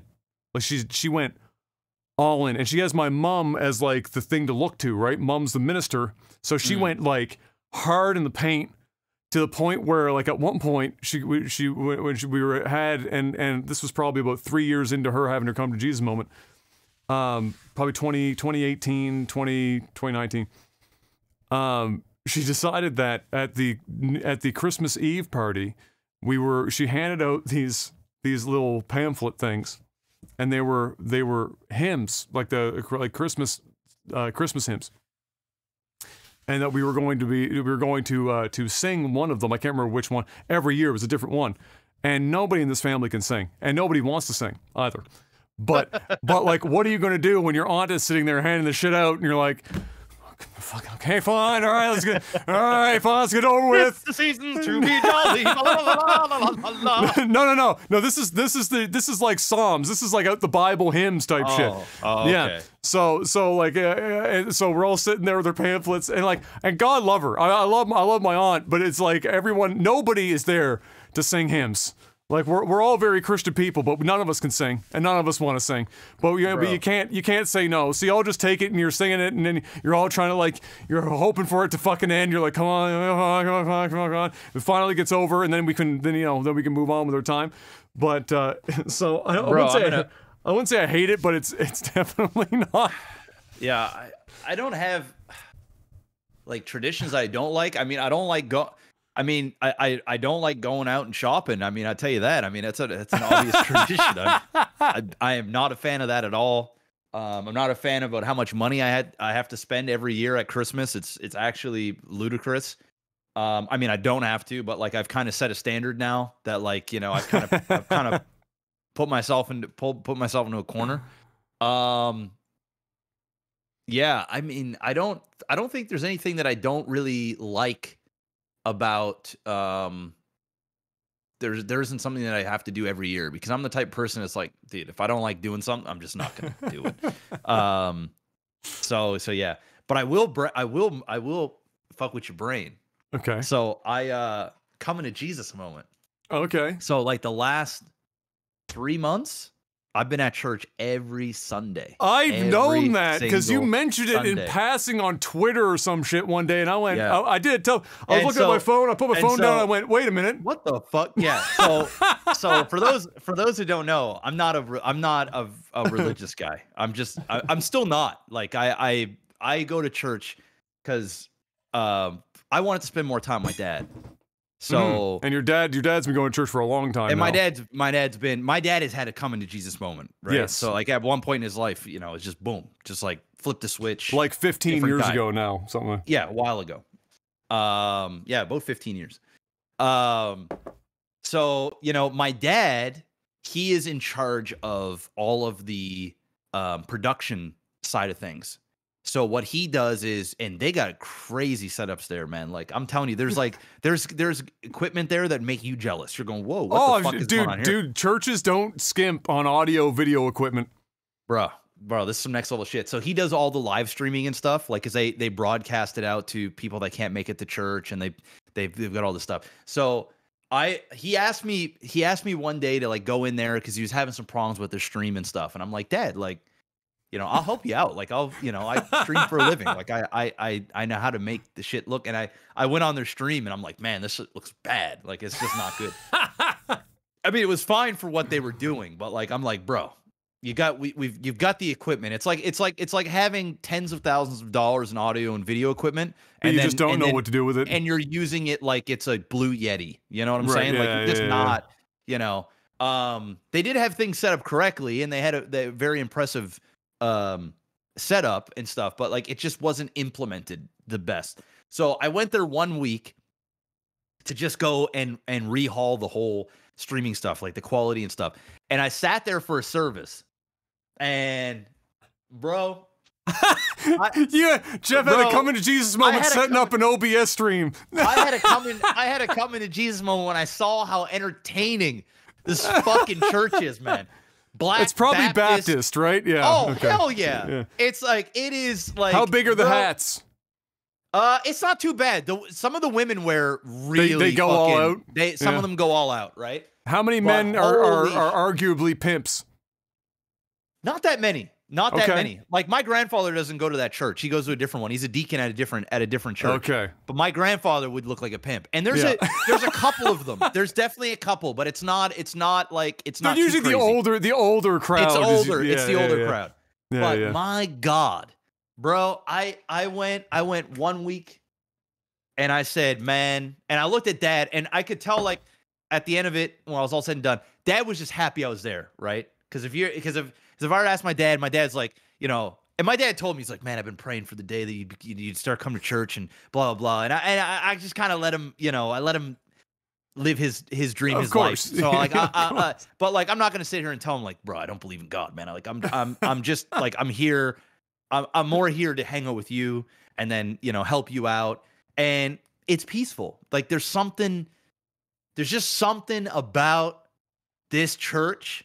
And it's not like boring, like fucking, no offense out there, but there's like I've been to some Catholic churches. Bro, there ain't an exciting Catholic church on the planet. It doesn't exist. I just didn't want to offend somebody, right? No, like, everyone that goes to Catholic church is going to understand that it's all boring as shit. Ain't nobody got time for that shit. But man, if you go to a Black Baptist church, and it's not just black, right? There's like there's a lot of white folks and other ethnicities, and it's inclusive to everybody. Yeah. But the church is roots. It's It's Southern Black Baptist. It's Southern Baptist, right? Yeah. And so, my God, the music, the singers, like, oh my God, there's some singers there that I'm like, Jesus, like you sound so fucking good. Like, what the fuck? How are you here? Like, what the hell? And the songs, and then our preacher, and like, now here's a question. He is just goodness, my. It ain't Southern Baptist if that preacher hasn't gone through 5 handkerchiefs wiping his forehead. Oh, he goes through at least 5. Bare minimum. Bare minimum. Every 5 seconds. He's got minute, just patting shit down. And it's really that, like, that Baptist preaching, like, yes. You know what I mean? Like, the best thing about Baptist preaching is that there's so much energy in it that's hard to be bored by it, because they're screaming damn near everything. Yeah. And it's also like they'll give like the theme of the message for the day, which is usually down here, and they start down here. Oh, and then and then all of a sudden the crowd, you hear like a couple of oh yeah, and then a little amen come out of somebody in the crowd, and then after about 5 minutes, then it steps up. Now we're up here, and it's getting a little, and the cadence of speech starts to get a little bit like they were the captain of a starship at some point in their life, and then all of a sudden, hey, can I get an amen? Yeah, and he'll like, and if the crowd ain't hype enough, he'll call people out on it too. Yeah, I'd be like, "What are you sitting in your seat?" Yeah, he's like, "Am I preaching? Am I preaching?" And you hear like one guy in the back like, "Yeah, brother, amen, church, hell yeah!" And you got people standing up. You got, oh, bro, it's amazing. It's theater. I go there. It's performance. Sure. There is something performative about what is going on there, and it's like, I'm like, oh my God, like, this is so good. And the thing is like, when I go, and I even go when Dad's not there. Like, if Dad isn't even there, like, I'm not even the type of guy that's like, okay, Dad's not showing, I'm not showing. I'm there every Sunday. You know, I'm there every Sunday. I dress up, I sit by myself, and I just, you know, I don't take my wife, my son, I'm not, you know, that. But I just go there, and it's like an hour and a half long. It's not that much time. Thank God, man. Again, Catholics really need to pull that. You go to Catholic church, you're there for like 3 goddamn hours, bro. Nah, bro. You're booking your whole day just to go to church. We get in there. They do the first 15 minutes is songs. So it's like, they do 3 songs kind of mashed up into one. So it's like they do one song, it bleeds right into the next song. It bleeds right into the next one. Yeah. And you know, they switch it up all the time. Like, obviously Christmas time, there's some Christmas related stuff, but with like a Baptist thing. But full band. Like, we're talking like straight up state of the art band. Drums, fucking guitars, there's ukuleles, there's fucking African drums. I've seen it all there, bro. Everything. And then they have like, then they'll do like their spiel about like supporting and blah, blah, blah. And then they'll go into like the lesson, you know, and then they'll have a theme for the month, and then they'll go into it, right? And they'll go through the scripture and stuff. And it's what I find entertaining about it, not only is all the performance stuff, but like listening to the Bible, like listening to the different stuff in the Bible, and how they come up with analogies and things in this time, and the things that we go through. It's so performative. It's almost like, I hate to say it like this, but it's almost like it reminds me a lot of, you know when you watch and I don't mean any disrespect when I say this, so people, whatever, because I don't like talking about religion and stuff. We've already pissed off the Catholics. We can't go any further. But hey, man, fuck off, because like, I'm probably going to church more than some of these people that are upset that I'm at church. But anyway, I promised you did not piss off a single Catholic. You're okay. But what I find very interesting is, remember when you watch the show with the medium stuff, where like you'd have somebody dies, and then they would go to. Are you saying cold? So cold reading? No, like is that what it is? Is like basically Well, keep saying, yeah. Yeah, so say for example, like, you know, my grandmother passed away, right? Yeah. And say like I'm missing her and Yeah. I want to connect with her or whatever, right? Right. And I've tried doing it I've tried doing whatever, and Right. nothing is filling that gap. So some people will go to like some sort of a median or some sort of person that can like talk, like can kind of channel, and they'll Yes. say like they'll say things, or like this person. You ever notice Name like started with a G and yeah, exactly. That's So cold that reading. stuff. That is cold reading. Okay, so cold reading. Okay, Yeah. good. All right, so cold reading. I find the church Mm-hmm. has a taste of that, where Okay. like they will, and we have like more than one like minister and stuff. Like we have like a main like I guess they call him like a doctor or like some sort of, I don't know, he's got some sort of grandiose name, but we have like and we have like guest speakers and stuff. Yeah. Yeah. That's common. And I'm not saying that my church does cold readings. No, Doesn't it's not- exist. Okay, for fuck's That sakes. Now okay? that would be Southern be fucked Baptist up. cold That'd be reading weird. would be pretty That'd be weird. impressive. No, there's none of that shit. But what I'm saying, what it reminds me of, is they find a way, and it's very genius. Mhm. They find a way to really pry at an individual, and nobody individually is ever called out, right? Mhm. They're preaching, but what they'll do it in a way that at some point you're going to relate to something, right? Mhm. So like, for example, if he's like, hey, you know,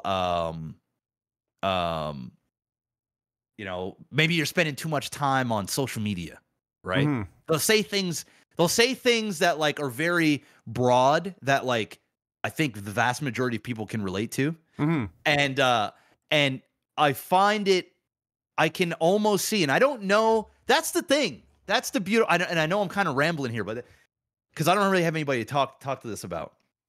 It's almost like one of your It's- longest term friends might be the one person that you may or may not be able to talk about church to. Yeah. So it's really fascinating how like a preacher can really take a hold and control the crowd. Like in a way that he's preaching the gospel and there's stuff in there, but he does it in a way that like every single person can latch on to what he is saying, including me. And I'm like, Yeah. I'm not a religious guy. So like I'm sitting there and I'm going, I think some of this is this is all really good, and I'm excited for you that you're at least getting it like this into it, regardless of the affiliation of why you're into it. But I think some of this is that you may or may not have had a misconception about what church actually entailed or how it was operated. You know, outside of maybe thinking about what Catholic church is like when you go to like a very I've been to those. My mom's side's Catholic. It's a so different. when I was That's younger, a different that's animal. where I went, right? And I just didn't like it. And even modern Catholic Church will be is a bit closer to what you're describing in terms of how the message is framed. But the whole concept of it really, and it's like any good speaker, but especially for church. So there's a couple of things. Is one, most people are going to church for a reason or a purpose, and so when you go to a place with an expectation, you're going there largely receptive. You're already, unless you're going there cynically, you're pre-exposing yourself, or you're opening yourself up to whatever is going to be taught that day. So that drops your barriers a bit, and it makes it a little easier to begin with. You're going there with an expectation. Everyone that's in that room has some level of expectation that opens themselves up to the speaker at hand. It's similar if somebody goes to like a fucking David Goggins thing where they're going there, they want David Goggins to tell them how to live their fucking life so they can be 50 years old, ripped out of their mind, and do 20,000 push-ups in a week. Like that's it's a similar idea. You're going there with a certain level of expectation. So from a psychological perspective, that's one of it.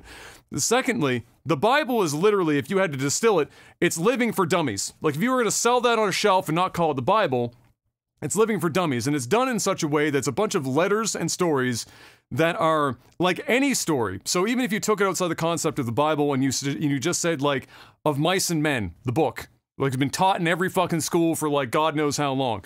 The reason why it's taught is because there are themes, and those themes are broad and can apply to a lot of people that can relate to them and help understand things perhaps from perspectives that they wouldn't have thought about it because they didn't think that it applied to them until it was presented to them in a way that was digestible. And a really good pastor, preacher, minister, reverend, whatever fucking name the denomination uses, is able to read the Bible, understand it, and say, okay, this letter or this story, this is the theme of this. What exists today that this theme can be presented in? And that's what he does really well. And that's what that is. And so a really good minister will do that well. And then when you're listening to it, shit starts to make sense. Because if you just, without that filter, a pastor or whatever, that's good with that's read the Bible 410,000 times and can do that shit with ease. If you're just somebody that like walks up and somebody says, you haven't come your Jesus moment, and they hand you a Bible and say, go read that shit, most people are just going to not, like, that's a barrier. They're not either not going to understand it because of the language that's used in terms of whether, if you're reading King James or some shit, it's like a foreign fucking language. Nobody understands half the shit in the book to begin with. So that's a barrier. You get rid of that barrier when you have people just go to church and have somebody take that and apply it to today. And then all of these lessons now, it's like, oh, that kind of makes some sense. Yeah. Okay. And so even if you're not about God, and whatnot as a person, I'm not just saying you, but I'm just saying people in general, if you find a good church that has a good minister, pastor, whatever, who is good at doing that, there are universal lessons that are in the Bible. And this isn't just true of Christianity. There are other faiths and religions that are very similar in this regard. Yeah. They're super applicable. It's just that having the right, like anything, having the right teacher breaks down the barrier of understanding the like base context of that text and makes it applicable to your real life. And you go home, you're like, oh shit, yeah, that makes some sense. Yeah, why not? There's definitely been some things where I'm like, whoa, okay. But at the same time, like I also when I'm there, it's like what I had to do, and I found like the first time I went, I was just shocked by the sheer entertainment value of it. And I'm like, okay. Well, Baptist church is very entertaining. I'm like, okay, I'm just in, like, this makes the decision to hang out with my dad every Sunday even easier. Okay, so I'm in. Then the second week came around, and the second week I found myself not allowing myself to enjoy it as much because I'm like, I don't believe in any of this. Like, I just, and I'm seeing people like fucking pour their souls out and just, I'm like, whoa, this is deep, this is heavy. Well, it's a lot to take in because you're not used to seeing that shit. It's a lot. It was a lot. And then I said, okay, you know what? Like, don't take things so literally, right? Mm-hmm. Just go there and take what you can from it and just try and enjoy the process. Give it a chance. And so that's what I did. So for like the first month, it took me a little while to like just, not take things so literal. Because if I took things so literal, then my brain just can't. I just take myself out of it, and I'm like, dude, this is like believing in Santa Claus to me. I can't. I don't know. Like, it's not for me. But when I let my guard down, and I was like, okay, just get your head out of your ass. It's an hour and a half. Just listen and see what you can get. And I'm telling you, man, every week that I go, I don't leave that place feeling any worse than what I went in. And and in most cases I feel better. Like I just feel good. There's something spiritual or like some kind of you get a community peaceful feeling because you're in a space where everyone is there for the same reason, right? And it makes you feel like you're part of something too. That is it. I think that's the main thing. It's the sense of community.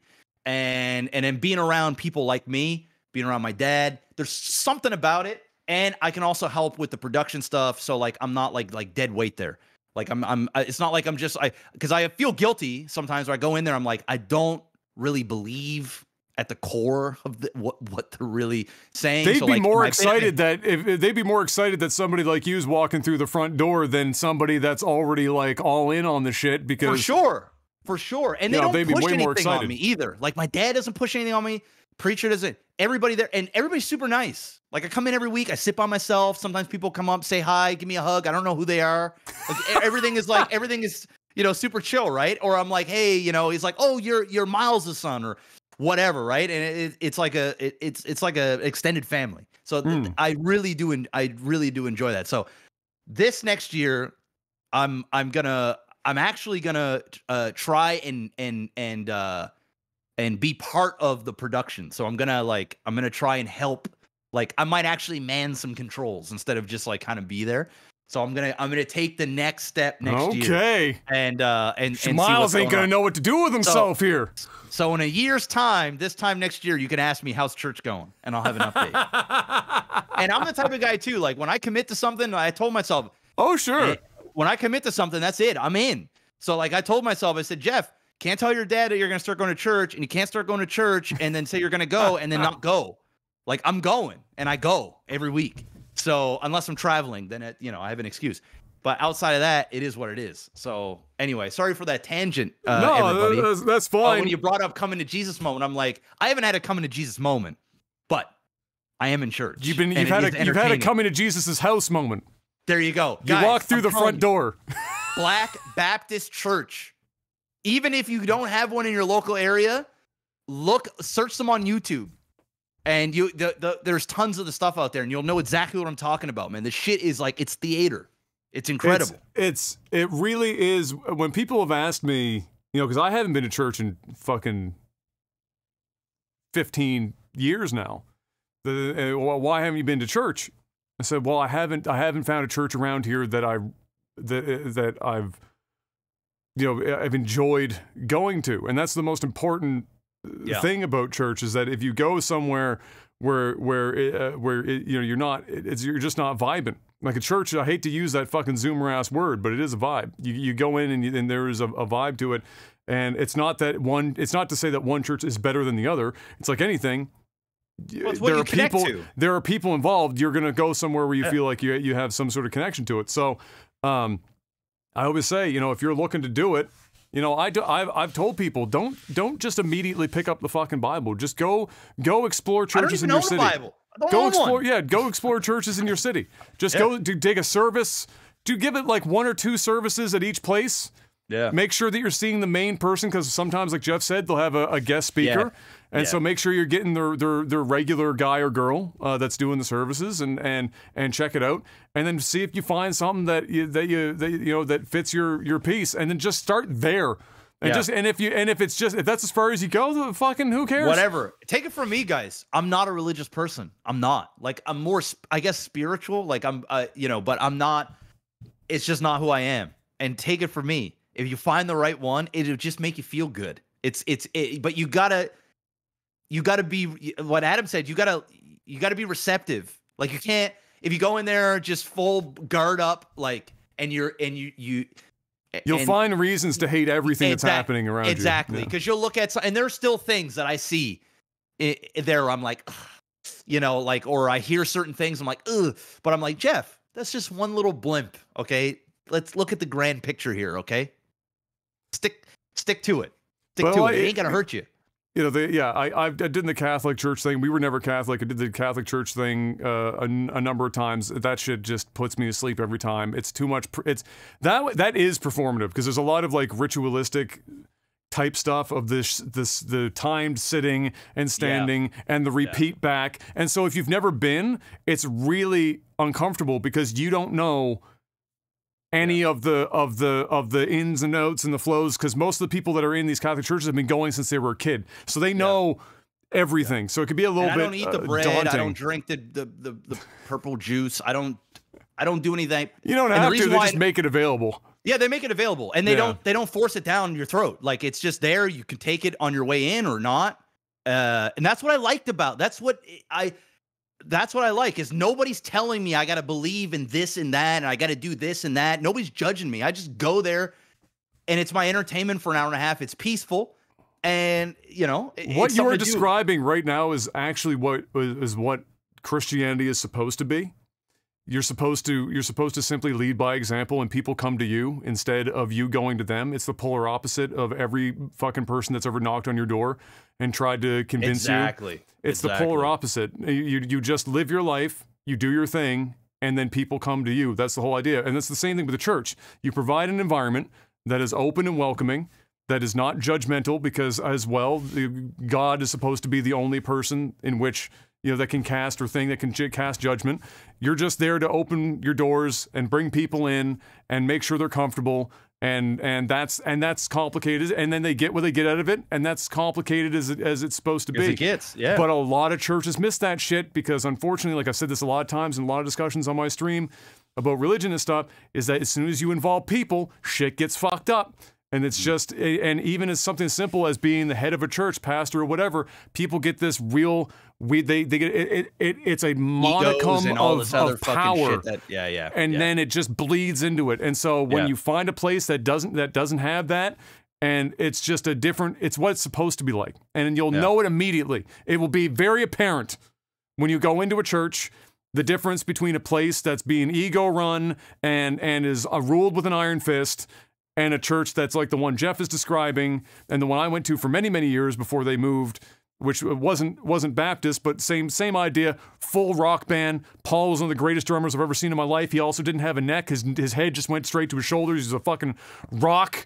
It was like a stereotype cartoon drummer. The dude benched like 500 pounds. He was just an animal, and then go up on the drums and just fucking wailing on him and shit, and it was entertaining. So as a kid, you're going there, there's music, it's exciting, it's whatever, and the pastor was great at the time.